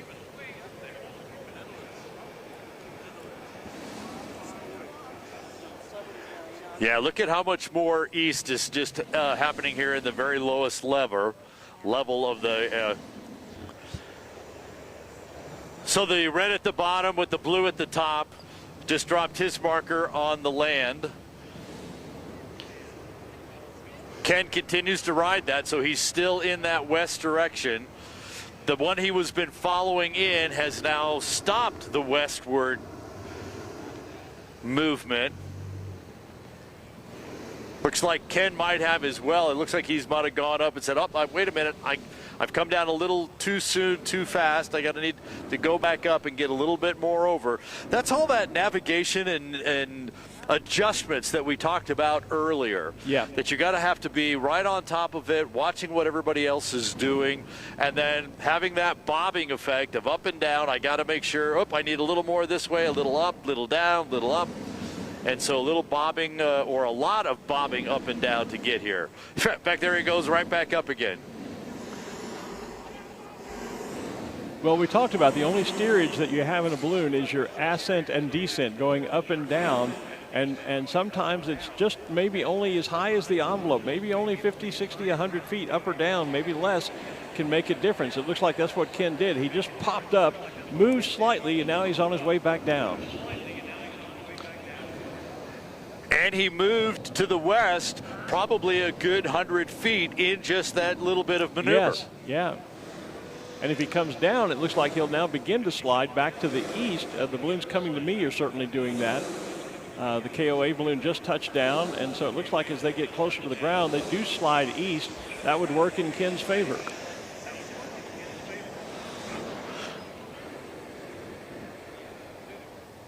And then, of course, you bring the turning vent into play, which can also, while it's intended to spin or rotate the balloon, sometimes that can give you a little bit of push to one side as well. There was a time when the use of turning vents was outlawed in competition because it was felt it would give balloons a bit of a maneuverability advantage that they could push the balloon one way or the other by opening and closing their turning vents.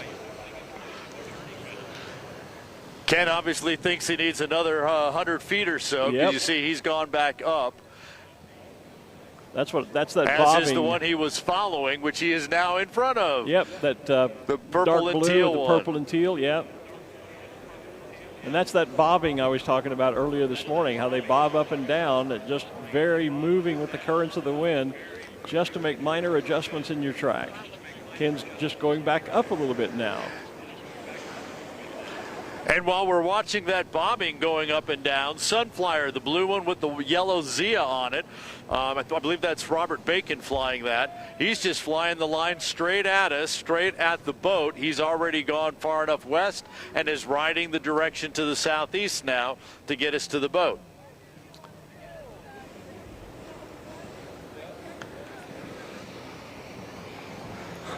Boy, if Ken doesn't get a good score out of this, it's going to be terribly disappointing, because he is working it.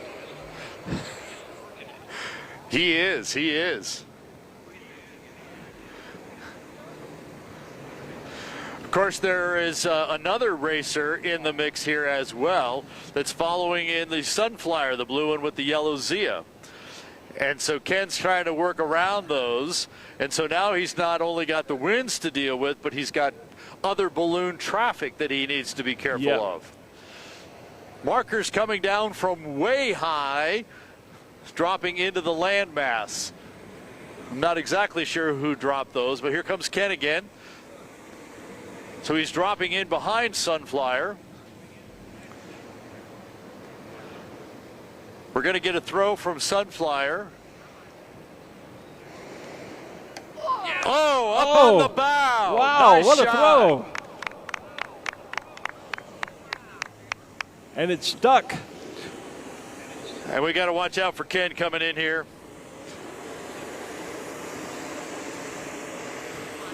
I'm watching Ken on the feed because the Telemundo balloon. Oh! So Ken Drawn's marker drops just off the bow, the back end of the boat. Oh, no. Yeah. After all of that. And we talked earlier about timing, and that was another one of those timing deals because there was so much balloon traffic right here. He was trying to maneuver around the balloons, and he couldn't quite get where he needed to be to drop it. So this yellow and orange one just threw their marker, and it is either in the dash or on the bow. So it's another one in the boat. It's banner number 25. And the teal one we've been watching now has his marker out as well. We saw the throw from the orange one, and it looked like it was on the bow. Oh, another one hanging over the side. In the boat. Hanging over the side, but the weighted part is in. That will be scored in the boat. There's some incredible marker drops down there on the boat. A lot of excitement in the basket on that one. A lot of the current, so east side, watch out. Next one to watch on the boat is going to be this purple and blue with the white and black rotating eyes, if you will, around the equator. Boy, you got to Although the Kubitschek balloon could drop from up high, he's a little bit farther south, seems to still have that direction to the southwest. And you see there's actually a checkerboard racer dropping in alongside the Kubitschek. Yep. So once again, we're going to have 3 or 4 balloons at the boat at the same time. Boy, I'm just heartbroken for Ken. He's been a good friend for so long, and to work that hard and then have that happen on your score. Tom to Michelle or Chris, just borrow some speed. We can borrow some. Yeah, I can tell you he was a little disappointed when he saw it fall right outside the boat. But he was trying to burn and vent and throw and make sure he avoided the other balloons. I mean, look at this right here. The Kubitschek balloon, the racer balloon, and the white and purple one all coming together right at the same time. And they're pushing that a little round kiss balloon there, which is good. They're actually pushing him down, it looks like. No, he's dropping on his own, but the they're definitely doing a little bumping up there. Well, you know what they say in NASCAR, rubbing is racing.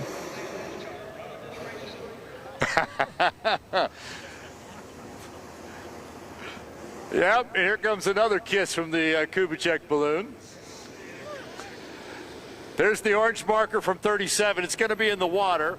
So scored to the X plus 300. The teal balloon with the white and black around the equator. Now all of a sudden moving more off to the east.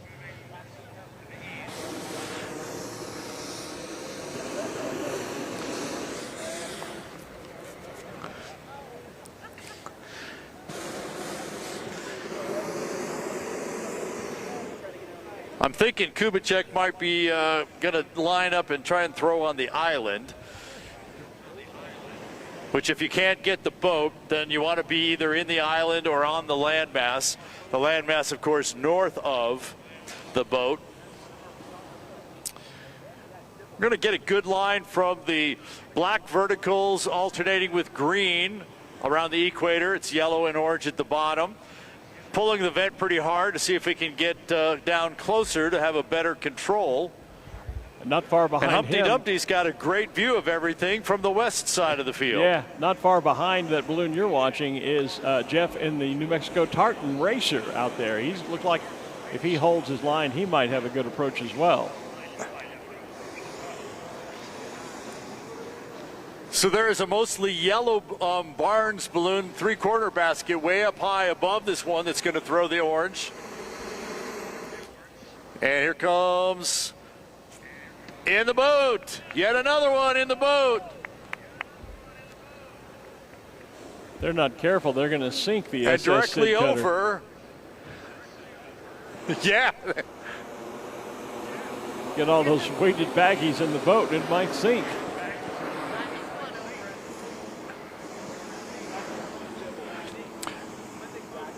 Kind of another timing one, the yellow three-corner basket one that's dropping in right over the top of my head.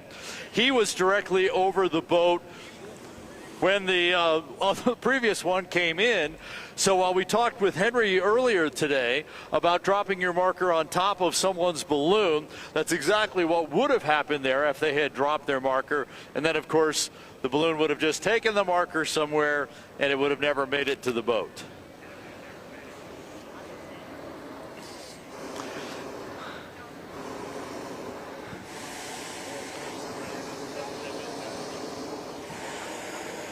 Still quite a mixing effect above us as we see balloons at different altitudes moving different directions. I've got them moving to the southeast to northwest. Some are moving east to west. Up high, they're moving west to east. So a lot of steerage, a lot of mixed variable wind levels up there.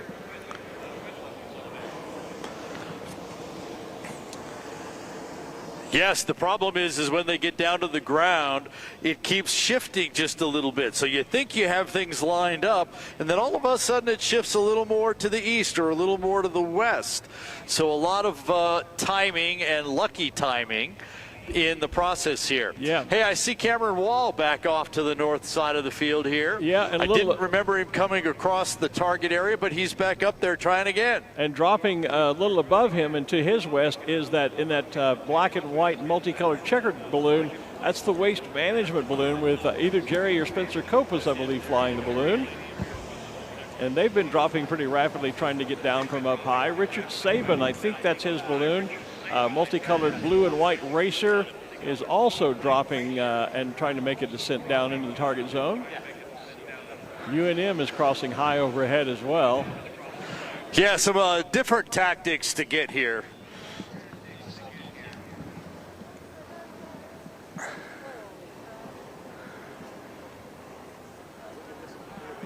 We're just gonna keep watching. Yeah. Both of them, the Waste Management and the Our Natural Park.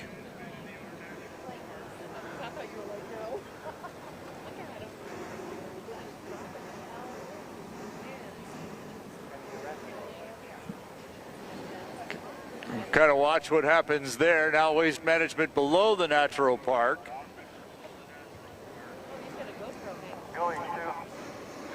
Look at Humpty Dumpty coming from the west side, moving across to the east of the park. Just going to cross the road down south of you. Yeah, and now Waste Management and both Natural Park are in that same wind direction that you just mentioned Humpty Dumpty is. The problem is even at that level where Waste Management and the basket of the Natural Park are together, they're moving at different speeds in different directions, and Natural Park has to give way to Waste Management because Waste Management is the lower balloon in this case. Well, and that low flow is really much stronger to the east now. The balloons that were landing directly in front of me to the south are now landing over in front of the spectator area, much over to the southeast corner of the field. So definitely a harder easterly flow along the surface than we saw just a few minutes ago. Waste Management went ahead and took the safe throw, dropped on the landmass to the north of us, and you mentioned Jeff Ashworth over in the New Mexico tartan balloon. Yep. I thought he's getting too far west, but he has obviously read that change to the east that you just described, because now he's managed to get that direction right back towards us, even though I would have thought he was too far east. Well, and he's doing a better job of calling the winds than I did. Richard Saban, I believe, is in that multicolored blue and white balloon just below and in front of Jeff. And he also just dropped down from high, and looks like the two of them are riding the same wind current, even though they're at slightly different altitudes. So the blue and white racer that is in front of Jeff in the tartan, he's already south of the boat. Okay. But he looks like he's going to be trying to get across to the island. Well, Cameron Wall is dropping down now as well behind those balloons. Yep.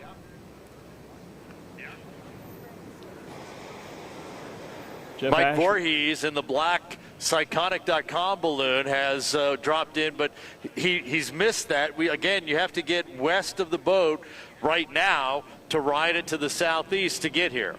And you've got to be really in the right spot. You want to be west, but also a little north, it looks like from my perspective, so that as you come back to the southeast, it would bring you to the boat. You don't want to be too far south or you'll miss the boat entirely. Exactly. Marker coming down from the,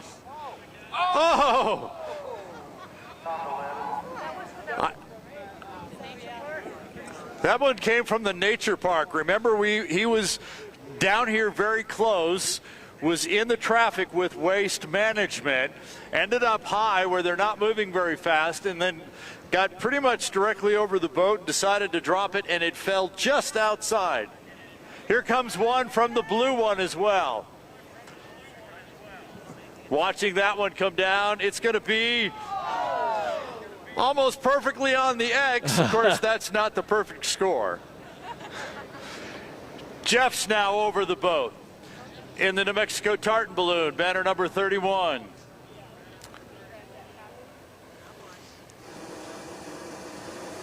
Shaking his head, knows he's a little off, gonna have to get a good wing. There's the wing, just outside the boat. Banner 42, blue with the kind of checkerboard black and white, dropped on the landmass, taking the safe throw.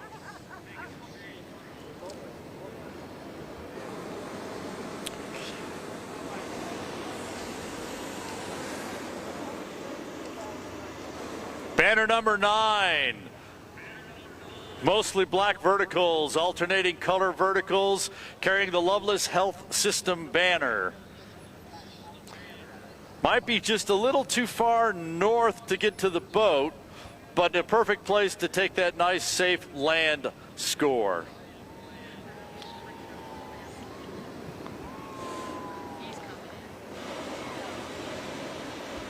The Freak Show Winery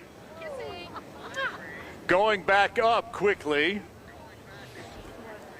Yeah, in fact, he just bumped and the a little balloon kiss beside him. Yeah, enough that you can see there's a little rocking going on there. Yep.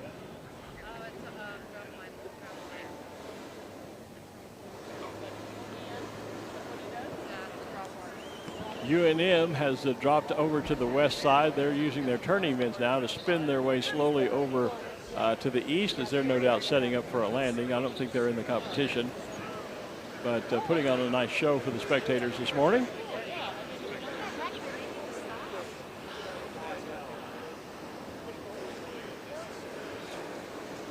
So a little more aggression and going in on the flying here. The balloon with the rainbow color, just checkerboard all the way up, that's dropping in, dropped his orange marker on the landmass. Freak Show now leveled off, dropping back in. It looks like there's an orange marker in his hand as well. There's a low balloon on the west side.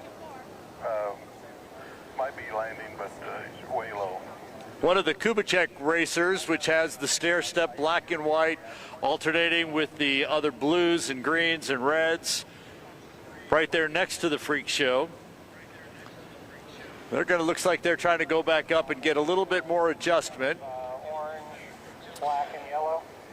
Cameron Wall in his painted balloon continues to bob and roll to the west before he makes his approach coming in.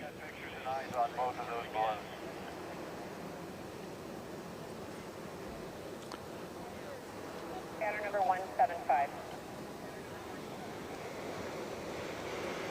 It's pretty crowded in the sky right there right now. The red racer with blue and white checks on it dropping in off the northwest corner. I think that's Sane flying that Cameron balloon. Can you repeat that again so we can get it here? And leveling off, and you can just see the maneuvering going on about 300 feet off the ground, as everybody's trying to figure out, okay, I got to get in that right spot, so when I go down to the ground, I'm lined up perfectly. They're landing in the drone area. That's an okay place to land. There aren't drones. Dos Equis directly overhead, and going back to the north and a little bit northwest. Sunrise balloon is 237. So again, lots of maneuvering going on out here, trying to get lined up. The red, white, and blue balloon, Arrowwood, going to have a great line, be able to take that safe score, going to the landmass north of the boat. Sunrise too low over the west side. The Freak Show balloon winding up with with his baggie, the orange baggie, and it's inside the landmass. So there's a score for Freak Show. We copy. We just keep an eye on it. The RC does. And Arrowwood with the marker out. Just drops it right inside the land. So that's a nice score. Go ahead. Scott Appleman and Dos Equis dropping in behind Cameron Wall in the painted balloon. I was just about to say that. I see him dropping now. Cameron still is working his way to the target and has not made a drop. I think he might be going back up to make yet another adjustment before he makes his pass in. Well, he's got time. We still have a little less than 20 minutes. Yeah, I was just about to say, it's just past 9:10, so about 20 minutes left. For those watching our feed and on the field, don't forget that at 9:30 we'll be tossing over to Gordon Bennett TV for a live update on the Gordon Bennett, the 66 Coupe Aeronautique Gordon Bennett. So that's coming up.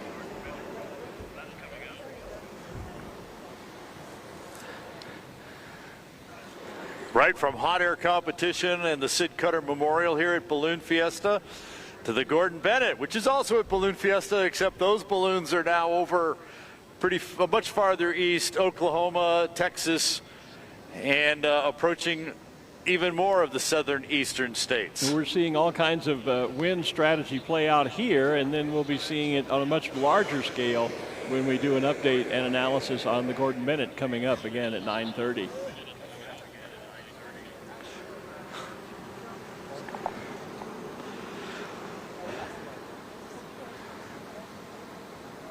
What an exciting day this has been. I can't believe all the scoring on the boat. Usually we're lucky if just one or two get in there. This morning, they're just peppering the boat with markers.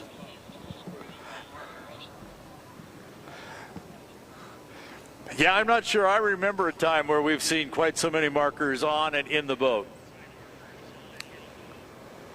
Certainly not in recent history. I can't recall a day when we've had this much scoring.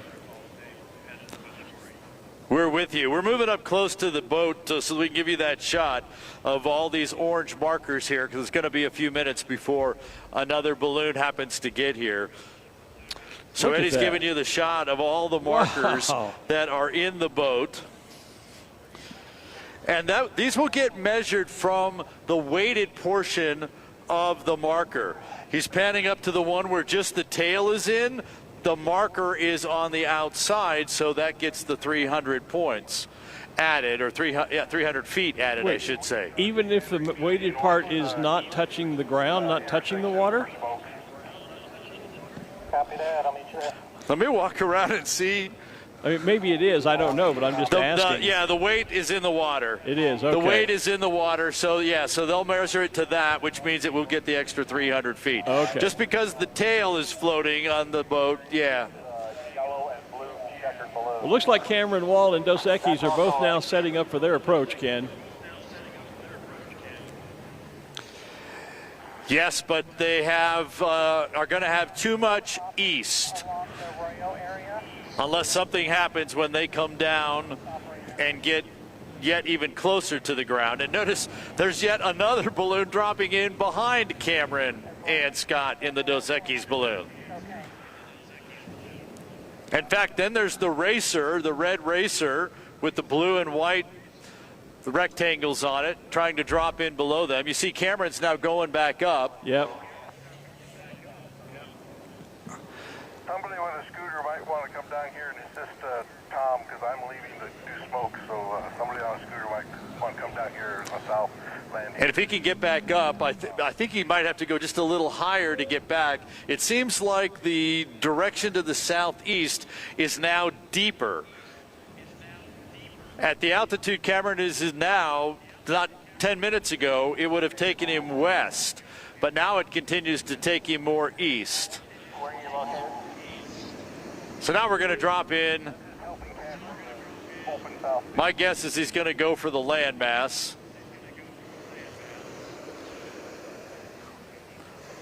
Remember, you can come all the way down to the ground, but you can't touch the ground. He saved that. There's the throw. Nicely, safely in the landmass. Put a lot of heat in to stop that descent. Now he's having to vent. Now Scott Appleman and Dos Equis has managed to get the line. And he's only a few feet lower than Cameron, who's moving off to the east. And a few feet higher than the patchwork balloon that's behind him that's going also to the east.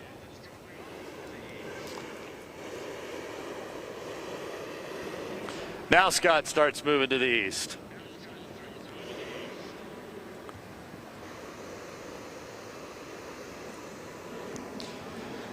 And Kubitschek dropping in over on the east side as well. Yeah, now Scott all of a sudden has picked up that east as he crossed the road.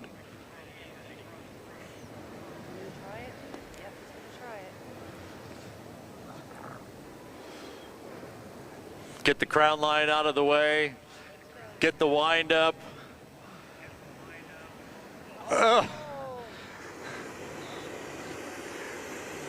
You know, we talk about risk in throwing things, and I think doing that wind up it's one of those, yeah, if it works, it's great.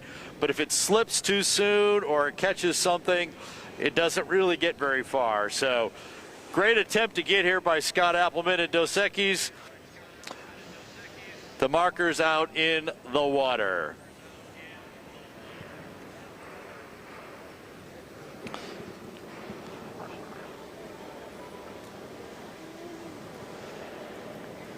We want to keep an eye on the red racer with the blue and white rectangles.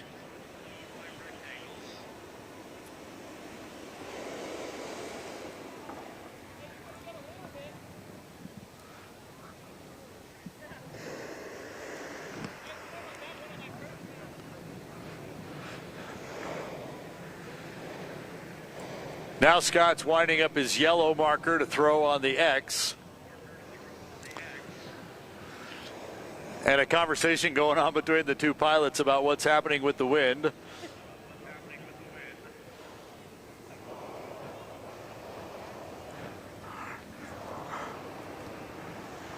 So that appeared to be a white or a yellow marker thrown from the other balloon. You know, I hate to say multicolor, but it's every color. Red and blue bands around it. Threw a white marker way out on the north end. That's the marker that will be scored to the X, which is more to the south end. But I think he's going to end up right at the crown line. So it was a matter of get the baggie out and get that score.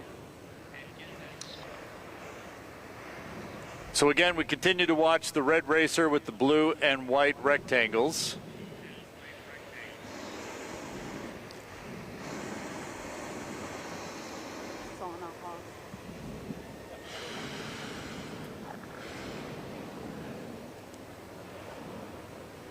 Sana taking a look up, now on the vent, still has the marker in her hand.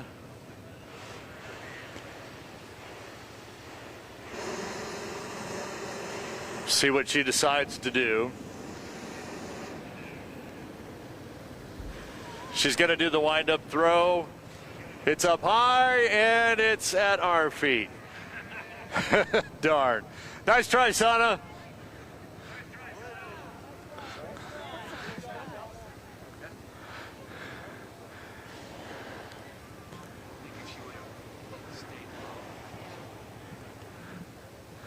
So that lime green racer that was kind of dropping in among people ended up going pretty far east and now is going high to see if they might be able to make yet another track.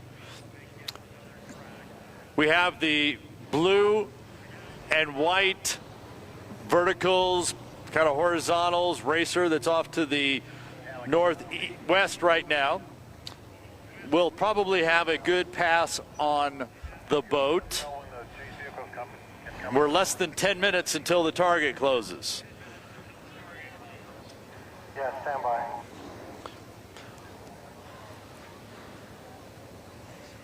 So we're getting to that point that if you're not in the right spot, you're not going to get here in time. Okay, everybody doing a great job. We've got 10 minutes left on the competition. 10 minutes. Far west side of the field.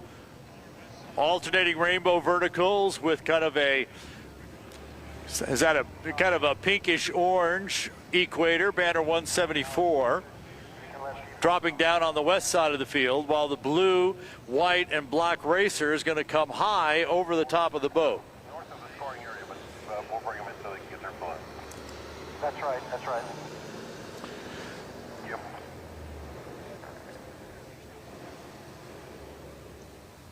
Tom B, this is Tom S. Go ahead, Tom. Is that the same? We're going to watch for this marker coming from the blue one, and we've got another racer dropping in quickly. Once we get that, Glen's got someone on the stage. We'll get to you in just a moment, Glen.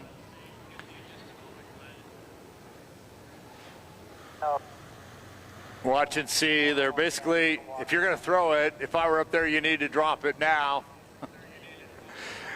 Little piloting from the ground here.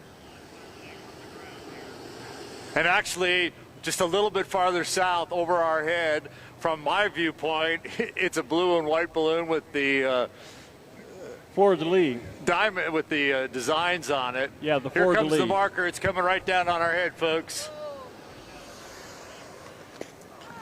There we go, in the water.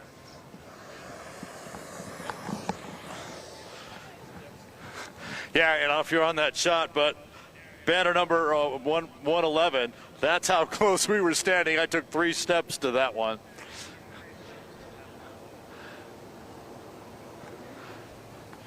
All right, Glenn, I think we've got a quick break in the action here, so take it away for a moment.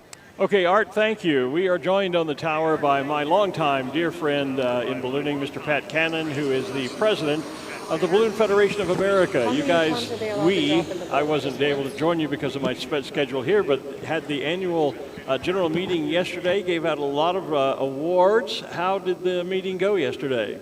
The meeting went very well. We had a great time, gave away some wonderful, well-deserved awards, some fantastic balloonists and people that have been with us for so many years. We had a number of campers. We've talked a lot about the BFA youth camps, and we had several of them with us yesterday talking about the great experience they had. How important is it to the BFA to be bringing online the next generation of balloon pilots? Well, as you look around you on the field out here, you notice a lot of us are gray-haired and getting a little older. We are maintaining that strong baseline for balloonists out there, but we're bringing the youth in, and that's one of the most important things for the development of this sport. And we'd like to see pilots who are maybe once were balloonists and are BFA members that have stepped away, trying to bring them back as well, show them there's a lot of value for their membership. You've been working very hard on the Class 2 medicals required for for commercial pilots, on the issue of drones. The BFA has been very active in government relations lately. We really have, and I've had a long history in the past of working with the government, and it's really to our benefit to have that ability to go up into the upper levels of government to work with them on new legislation. Well, you've worked with the fixed-wing aviation industry for quite some time, so you have those FAA contacts, which are proving of great benefit to the BFA now. Is the BFA beginning to grow a voice with the FAA and making our position on the part of balloonist heard? Not just with the FAA. We're well ingrained with the FAA right now, but we're also reaching out to the other air sports that operate in lower altitudes, and we are forming a consortium of people so we have a larger voice. So what would be your pitch to balloonists here as a reason to why they should join the BFA? Well, I think it's pretty obvious what we're trying to do for the Balloon Federation and for all balloonists today, but we need your help, we need your membership, and balloon membership is not just about pilots. It's also about crew members and any enthusiast out there who wants to be involved, that loves ballooning. They need to join us. Go to the website, www.bfa.net, and join. You'll get a lot of benefit from that. And as you said, you don't have to be a pilot, you don't have to own a balloon, you don't even have to be a crew member. If you're just a spectator out here and you love balloons and want to keep up with the sport, you can join and play a role in the Balloon Federation. Absolutely, and then you get monthly, and we actually, every 2 months, we get great information out. We have a wonderful website. We have a great social media person that takes good care of making sure you're informed about ballooning activities all over the country. We have the electronic newsletter, our quick release, and of course I do the ballooning journal that comes out every 2 months, so you get a nice hardcover magazine or you can read it online. What do you think is the future for the organization? Well, we're back in growth mode. We lost a lot of membership during COVID, and we're in a rebuild mode now. We need members, we need your help, we need your participation and your membership to help us get through the hard times and to grow the membership back to where it was 5 years ago. Pat Cannon is president of the Balloon Federation of America, the National Aero Club for Balloonists and Balloon Enthusiasts. You can find out more at www.bfa.net. Pat, thank you. Have a safe trip home, back to Texas, and look forward to seeing you again soon. Thank you, Glenn. I'll see you very soon. All right. Ladies and gentlemen, Pat Cannon. Art, we'll toss it back to you. We've got a few final minutes to go.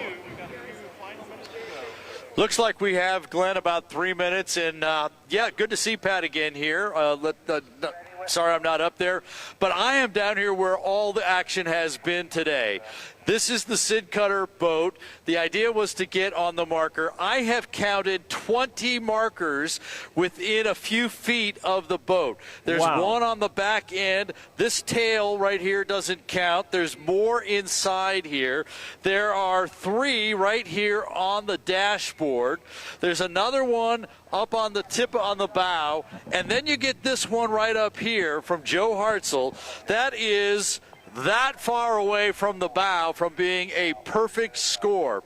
So that is about 18 inches or so, and that is the one from Joe Hartzell. All of this is scored off to the X over here. There's a couple of markers here that have fallen off. They'll be measured as well with 300 feet added to their score.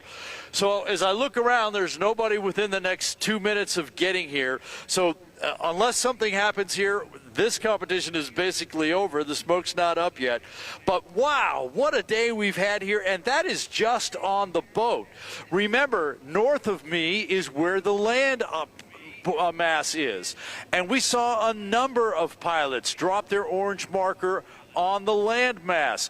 That's the next best score after the boat. And the islands that are south of me, we saw markers on those as well. That is like dropping on the landmass. So we have a lot of scores right here on just the Sid Cutter Memorial. And then don't forget, that was only task number 1. Task number 2, there were 2 X's. You could pick to choose which one you wanted to drop on. And we know that we saw a number of people throw their markers that direction. We'll have to wait for our scoring team to sort it all out. They'll have scores hopefully posted by later this afternoon. You'll be able to see it on the scoring results, the AIBF results Facebook page. And of course, for all the pilots, it'll be posted in the Sid Cutter Pilot Pavilion as well. And we'll be able to talk about it a whole lot more tomorrow morning on Balloon Fiesta Live. So, Glenn, I'm going to wrap it up from down here in the center of the competition of the Sid Cutter Memorial, where it appears Joe Hartzell has gotten within 18 inches of a perfect score and will win the Sid Cutter Memorial. Again, that's my assessment. The scoring team will be making that final decision. So back to you. You can throw it to Gordon Bennett, and then we'll wrap it all up after Gordon Bennett. All right, thanks, Art, and a great job down there with you and Eddie on our camera. We had some incredible shots. And I have to tell you, Pat Cannon, who was just with us here, the president of the BFA, is also a 2-time national champion.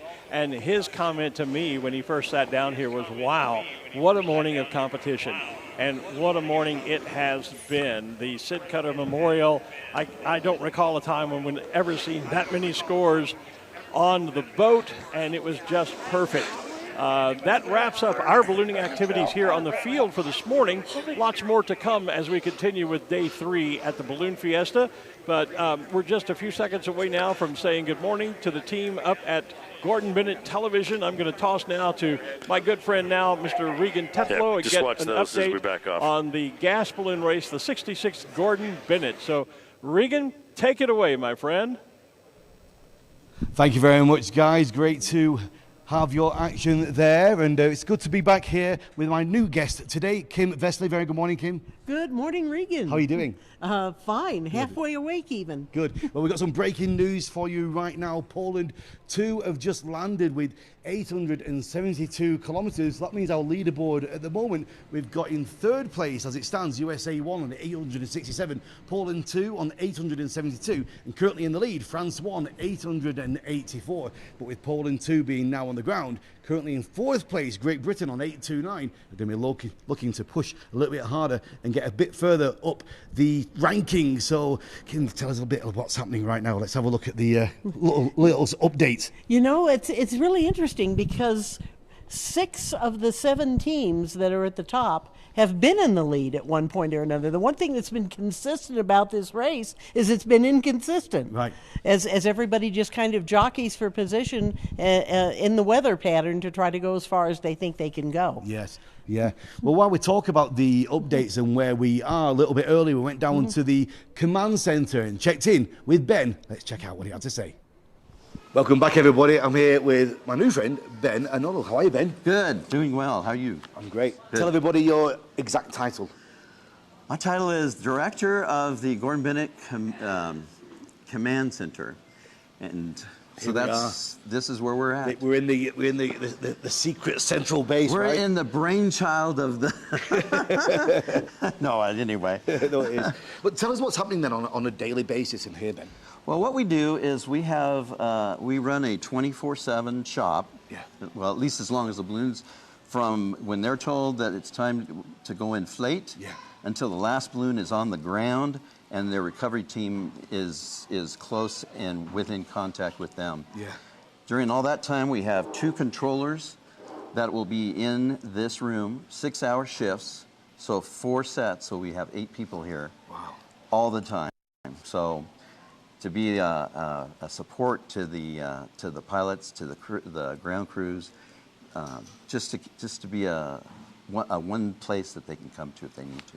All the Gordon Bennetts have done before. The command center has been a secret room where nobody knew where it was. Out in the back of the hotel. I didn't even know where it was. You couldn't get anywhere near it, nowhere near it. Special access and phone numbers. And that's right. You know, it's secret codes. Well, look at this. Though. We've got a public gallery. People can actually come and watch. Yes, they like can NASA. actually. They can actually come in. Yeah. We've been answering questions for folks that have been coming in. So in the process, we are acting almost as ambassadors to the Gordon Bennett because of the fact that once the balloons have launched, we're hoping we won't see them the next morning. Yeah. We want them to be on their way. So the opportunity is here for the folks that are here during the week that they actually, even though they can see the gas race going across the country on their apps, here's an opportunity where they can actually come in and ask questions about what's going on with gas balloons. There's been a lot of questions of the differences between hot air and gas. Yes. And there's been a lot of surprise to the fact that our gas balloons are not going up and going a little ways and coming back down like balloons do. Yeah. And so, for example, when we're telling them, they're going to go across the country and they'll be, in a different state, could be in Canada, who knows? And they're just like, it's mind-blowing. Wow, and they just didn't realize. So I think it's been really good that that we've had this opportunity to show the Gordon Bennett here in this country, because up until 15 years ago, it's always been in Europe. Now, you're finding the race this year, it's different than we thought it was going to be. A few days, right? I thought the first day it was going to be. I thought I was going to get up the next morning and I'd look up and I'd see some gas balloons because I thought it was going to be a slow start. But they just really moved quickly. I mean, you were there for the launch because I was up there on the platform with you. You were, and fast, we were watching them go, and it was like, and then Sam Parks was taking off some extra bags so there wouldn't be any false lift issues. Yeah. And so they really took off quickly to the northwest, and it was really neat to watch them go. And then, of course, as we saw on the trackers, that we were seeing them making a really quick run to the north and then making a turn over Santa Fe, heading out east. Next morning, they were already getting close to leaving New Mexico.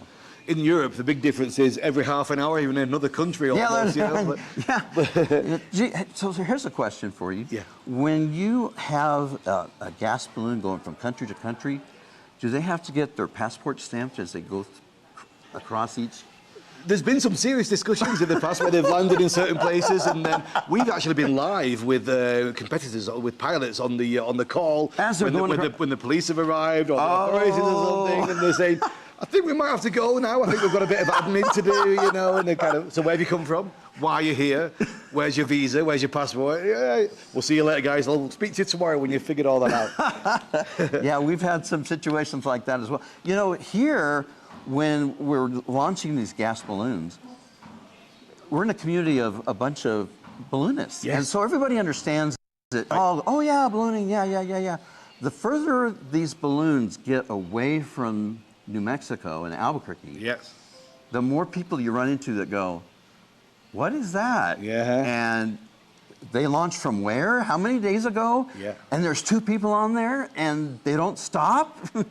And the further you get, the more surprised people are. Well, a couple of things we've been pushing hard, as you know, getting the information out to the public is, 1, they're not spy balloons. 2, no kidding. They're not aliens. And there are people on board. Yes. It's not just equipment. It's not a weather balloon. Yes. But we have some issues, not issues, but things we have to watch over the next few days with, is it the MOAs, the areas with the military exercising, so we have to get around them a little bit as well? It's nice the United States has such large open space airspaces. Yes. But there are locations that those MOAs, as you said, military operations areas, where they will be active at times, and so we try to keep the pilots apprised of the condition or the status that these MOAs are in. The pilots, give them as much of a notice as we can. Right. I mean, we can't at all times know for sure what's going on as far as the status, because it might be what we call cold when there's nothing going on in there, but somebody needs to use that airspace. before they get there. And so. And how did your ballooning start, Ben? Give us a quick summary Oh my how gosh. it started for okay. you. For ballooning, it was back in '79. It was my first balloon ride, hot air balloon ride. Yeah. And then I was out here in '82 with my wife. We had just got married, and we wanted, it was our bucket list item to go to the Balloon Fiesta, not knowing that we were going to be living here and working here for. So anniversaries now are, you know, fireworks display is our celebration. Yes. Of our anniversary. Brilliant. So but anyway, I ground crewed or chase crewed and hot air with a friend of mine for 20 years or more. And then I ended up in 2006, I started working in the command center. Yeah. Worked the Gordon Bennett the last time it was in the United States in 2008. Yeah. And then I've continued working as a controller every year for the gas balloon race, the America's Challenge. Yes. And then, of course, this year, on very short notice, I ended up becoming the director of the command center. Well, you look relaxed. You don't look like No, I'm not. too much pressure. He's more relaxed than me. So back to it, Ben. All right, thank you, sir. Thanks very much for your time. Really appreciate it. You bet. Take care. Nice guy, Ben. Great having a chat with him. You've known him quite a while, Kim. Yeah, the command center crew is great. All of those guys, and they have a lot of fun in there. They work very hard because those MOAs keep coming up and all of the issues that they need to address. But they are a lot of fun too, and we spend a lot of time speculating ourselves about what we think the pilots are thinking and what they're going to do. Yes, yeah.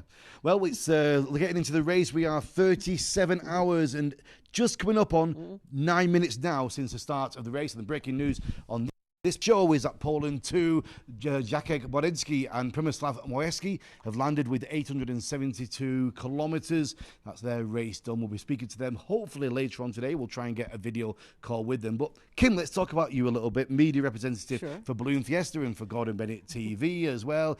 You're also running is it the program you do? Yeah, I've been the editor of the Balloon Fiesta program for more than 20 years now. Wow. And that's been a kind of a labor of love over the years. I'm a journalist by training and got involved with the Fiesta originally because I was covering it for a TV station here in Albuquerque, and that's where I got my first balloon ride and all of that. Over a period of a few years, I started crewing and then started flying, and I'm still here. Yeah, great. Tell me, we were having breakfast earlier, and I said, "What in all your decades here? What's been the big changes with the Fiesta?" And you had a really good comment. Tell me what's been the change. Well, there's some obvious ones, you know, like it's gotten bigger and it's grown and it's migrated through about 6 launch sites. Yes. But the biggest single change is when they finally got the entire launch site that we're on now covered with grass.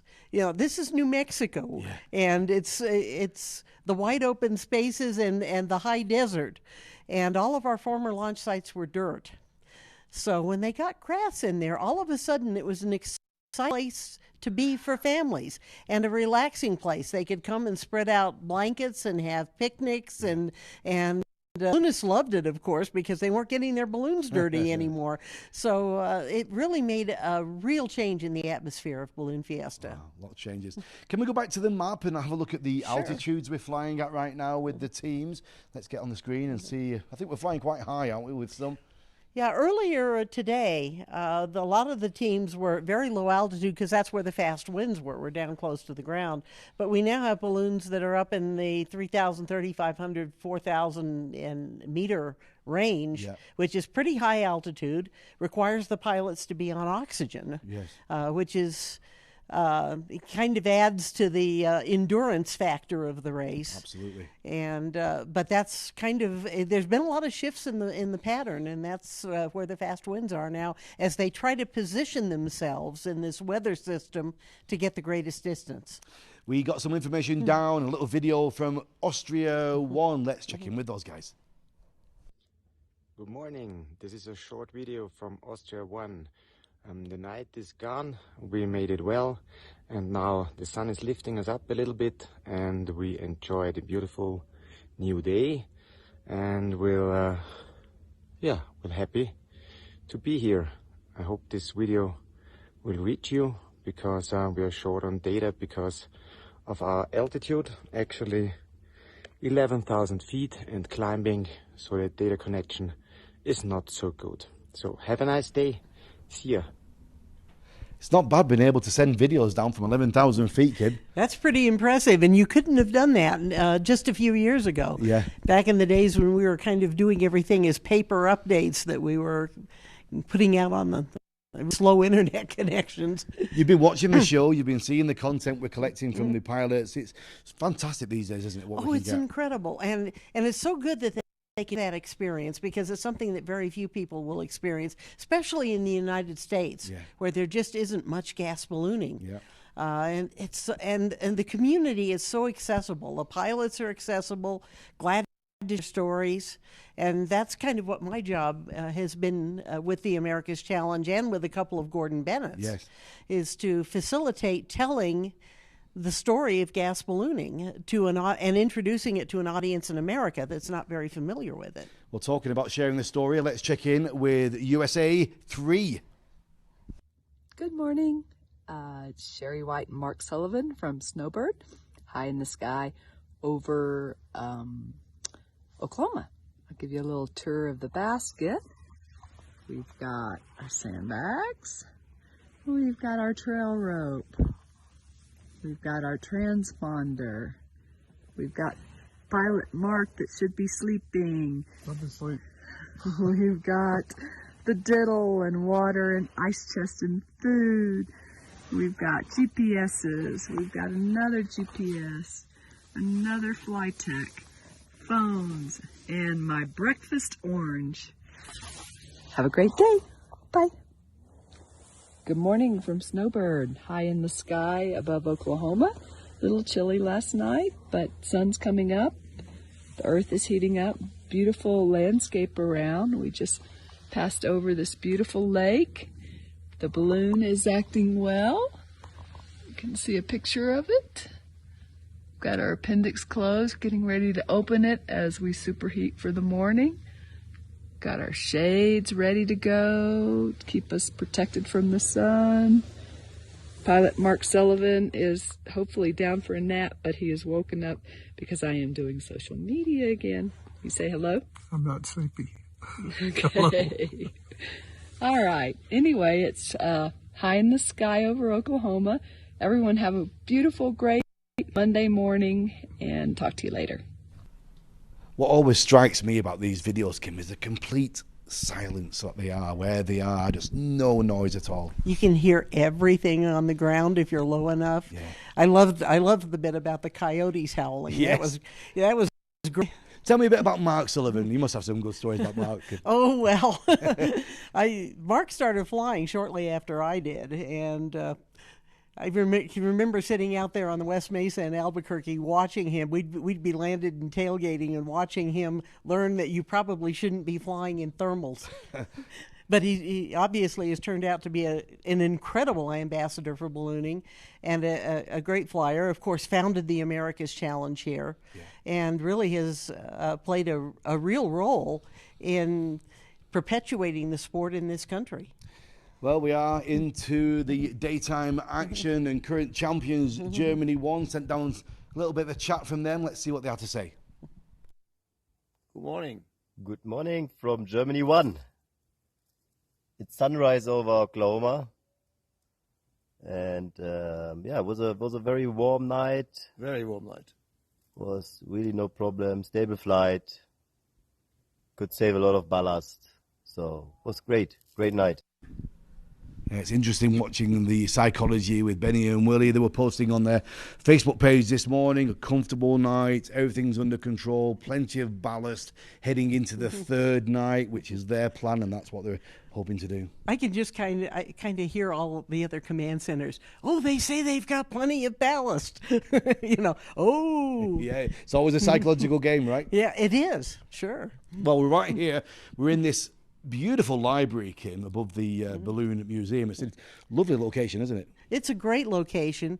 The Abruzzo and Anderson families, of course, the successors of Ben Abruzzo and Maxie Anderson, the Double Eagle pilots, really put a lot of effort into making this happen.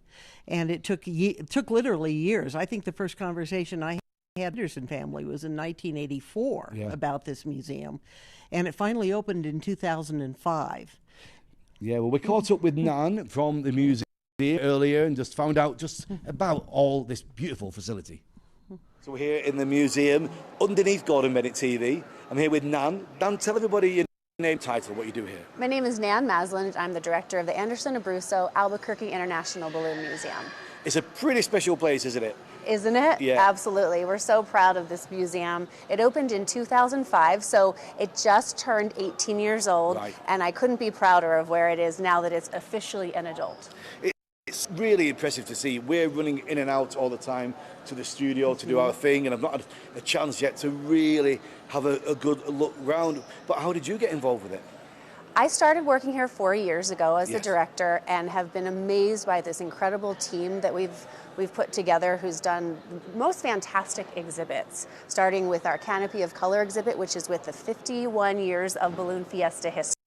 And then we have new exhibits this year with the Ed Yost, which is right behind us, Yes. who was the father of the modern hot air balloon. Now we've seen about 600 balloons in the sky just this morning, and it's possible to say that we might not be here if it weren't today. Yes. Was it his grandson who was here? That was his son, Greg son? Yost. Yes. We had a wonderful lecture yesterday about his life and the inventions and just the exploration and the willingness to try and experiment, and that's what it is all about, is this exploration of the unknown and trying things and learning what works and what doesn't, and making these incredible accomplishments along the way. In the museum, it's heavily tied into the Fiesta. What have you got going on as part of the Fiesta for this week? We have a full lineup of events. Now that we're at Monday, we have our museum is open from 7 a.m. to 5 p.m. all week long. And starting this Wednesday, we have an early childhood program called Balloons in the Sky, where we invite our youngest visitors. You can hear one in the background now. This museum is for all ages, and we want to emphasize that there's someone for everyone. So Wednesday morning, we have Balloons in the Sky. Thursday evening, we have Steam Night, an event for curious minds of all ages. Wow. And as you know, this Saturday is the annular eclipse. Yes. And so we're going to be focusing on how to view the eclipse safely. We're going to be giving out glasses to view the eclipse and so many hands-on activities. And then Friday night, you're not going to want to miss this, Reagan. There's the Lift Your Spirits Craft Cocktail Festival that's happening here on the lawn. You said cocktail festival? Yes. Now, I wouldn't normally drink, but it sounds like I might have to. Yeah, well, and it's supporting local businesses. They're all local New Mexico distilleries that are going to be here. There's also going to be artisans selling their New Mexico artwork. Yes. And then Saturday is the event of all events, the celestial event of the annular eclipse that is going over the city of Albuquerque. And so there's going to be a live broadcast by NASA here. There's going to be a full day of programming with NOAA and National Science Foundation, as well as local organizations. They're going to have their telescope set up. We're going to different ways to view the eclipse, and you don't want to miss it. So we're telling people, come for the balloon in the morning, get up early, make sure you're here early, and then stay for the eclipse. So this NASA live broadcast, I imagine they've probably already got an MC, right? Oh, yeah, but you should go meet. I can introduce you to them today. Yes. We'll do that later. Absolutely, yeah. So once we've all gone and the Fiesta's finished and everything calms down a little bit, what happens now here over the next few months and even years? We have so many wonderful projects in store. Of course, I mentioned the Steam Night events. Those happen quarterly and are involved in different elements of steam and ballooning. But then we have big plans to do some new exhibits. One of the things we're working on is to create a large outdoor playscape, outdoor exhibit that we're working to raise the funds for. We'll be making a big announcement about that in the coming year. And this is the thing about the museum, is we have a constant presence. Where Balloon Fiesta is here once a year, and we're looking forward to inviting people to our museum year-round. So even for people who don't have an opportunity to come this time of year, they can come and get a sense of what ballooning is like any time of year here at the Balloon Museum. You've got a great team working with you. We've met all the team in and out of our office, and they're always so friendly and welcoming. It's really special. Absolutely. And we have so many people visiting from out of state that we're just so happy to welcome people to our museum anytime. So, and I want you to come back too. You know that this is your home too. Thank you. That's Sam. I'm invited back next year, so just make sure. And let's give a shout out to all your volunteers that we have here. Absolutely. We want to thank all of our volunteers partners who are here, they get here at about 3 in the morning. Right. Is when they start. They want to miss the traffic, so they make sure they're here nice and early, and they're greeting folks. They're making sure that we have everything in place, and we couldn't do it without them. We couldn't do it without volunteers, we couldn't do it without our staff, and we also couldn't do it without partners like you who bring such attention to the museum and help us tell the story we have here. Well, thanks, Dan. It is an absolutely incredible place. I can't wait till we get a bit of a break and have a proper walk around. But for now, thanks for your time. Thank you, Reagan. Yeah, thanks, Nan. Great having a good conversation with her and finding out a bit more about this museum. Don't forget to subscribe to our YouTube channel for all the updates and all the videos as well. And we do like to get your comments, so keep your comments coming in. Even if we don't see them throughout the show, we'll reply to them and get in touch with you as we follow on throughout the day. I think we've got one comment just come through about Poland 2's landing, have we? Yeah, we got a comment from Ronnie Hayes, and he wrote that Poland 2 landed a couple of miles from my work. Yes. So has he gone to help them?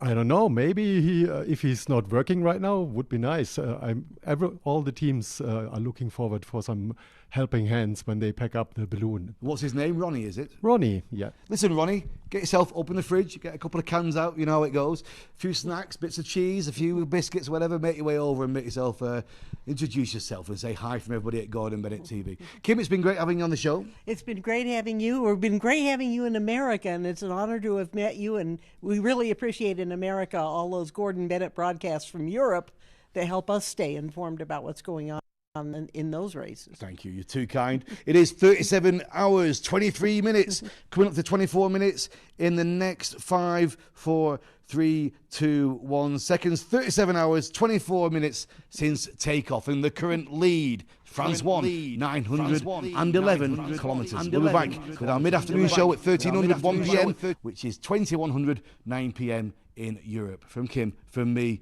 it's back to the guys on the rooftop studio with the Balloon Fiesta Live. See you then. All right, thanks, Regan. Thanks, Regan and Kim. And I want to get a conversation going with Nan. We need to know a little bit more about this cocktail festival on Friday. I think maybe they might need a remote broadcast. Sure. Yeah, or a test taster type of person. Yeah, maybe we could do some sampling here on Balloon Fiesta Live. That sounds kind of interesting. Our stage announcer, Bill Royal, is suggesting that we bring in some more food sampling and wine tasting for those times when the balloons might not be flying. I would certainly wholeheartedly agree with that. Yep, you got my vote. Hey, so we have had a great morning here this morning. Just Boy, amazing. It's just incredible the amount of activity that we took place on a Monday morning when things are usually a little slower. A work day. Granted, I know it's a holiday, but normally a work day. Yeah. Yeah. We had a flight off the field. Right. We had what an incredible day of competition. We had that multi-layer box going on up there. That where we were mixing bowl we were talking about. Incredible types of activities in the sky. And then to have the competition, to have that roll over into the competition here. Yeah. I've been around Balloon Fiesta for a number of years, like way too many to count. And we've been down on the field for the Sid Cutter Memorial now. This is our 7th year to be down there doing Balloon Fiesta That's Live right. in there. And I do not remember a time where there were that many markers and baggies and Nor balloons do I can coming ever in on remember the that. Sid Cutter. No, I don't ever remember that kind of scoring on the boat. It's been an incredible morning. And most of those scores in the past have always been that throw it, yes, I got it in the boat, or it fell off. But to see a number of them, including Joe Hartzell. Joe Hartzell just fly along and go. Just there literally you go. set it down. Yeah. Yeah, he was about 18 inches off the top, sets it right down. Yeah, it didn't have, it's all unfurled, but it wasn't even long enough to unfurl all of it. It was just kind of what? Well, what great Joe's shots. a 5-time national champion and the world championships, and all. I get confused on who's won what. I know he's a 5-time national champion, so you would expect someone of that caliber piloting experience to be able to do that.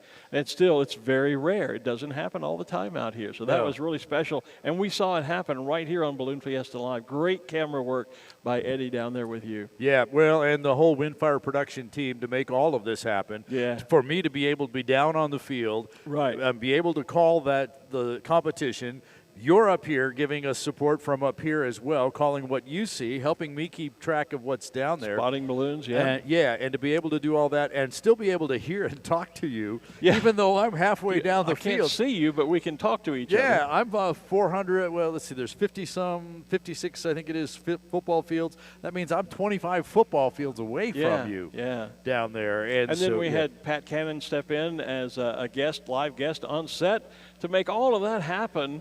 And tie in with Gordon Bennett TV. Yeah. It's just amazing. What a great job Windfire has done for us, as they always do. So I think we have just enough time. We've already pulled our 3 winners for today. But we can always encourage more entries. That's right. So we, of course, are giving away 3 of these Balloon Fiesta Live license plates every single session. We did pull the winners at towards the early part of the session today. Early this morning. But you can get your name in to win tomorrow morning or any of the remaining days by scanning that QR code on the screen. Just take your photo, take your camera, scan that QR code. If you can't get to the QR code, then you can just go to balloonfiesta.com and find the Balloon Fiesta Live page. The link is there. Fill out the form, register only once, and then you're in for all the other drawings for the remainder of the week. So we'll pull them every single time. So that's it for us today. You can tune into the Gordon Bennett guys on their schedules throughout the day to keep track of that. Yep. But we're going to be back tomorrow morning to do it all over again. No activities tonight, but we get another day of competition tomorrow morning. So with that, I think we're ready to say goodbye from Balloon Fiesta Park. Get some rest. Enjoy the holiday today here in the U.S., and we will see you dark and early at 6 o'clock Mountain Time tomorrow for Tuesday, another day of competition, and I can't wait to see how that comes out. He's Art Lloyd. I'm Glen Moyer. Thanks for viewing Balloon Fiesta Live, powered by ExxonMobil. Bye, everybody. You've been watching Balloon Fiesta Live, powered by ExxonMobil. This is the 51st edition of the Albuquerque International Balloon Fiesta, the world's premier ballooning event, and the 66th Gordon Bennett Coupe Aeronautique. Want more balloon action? Visit the archive of Balloon Fiesta Live broadcasts at balloonfiesta.com.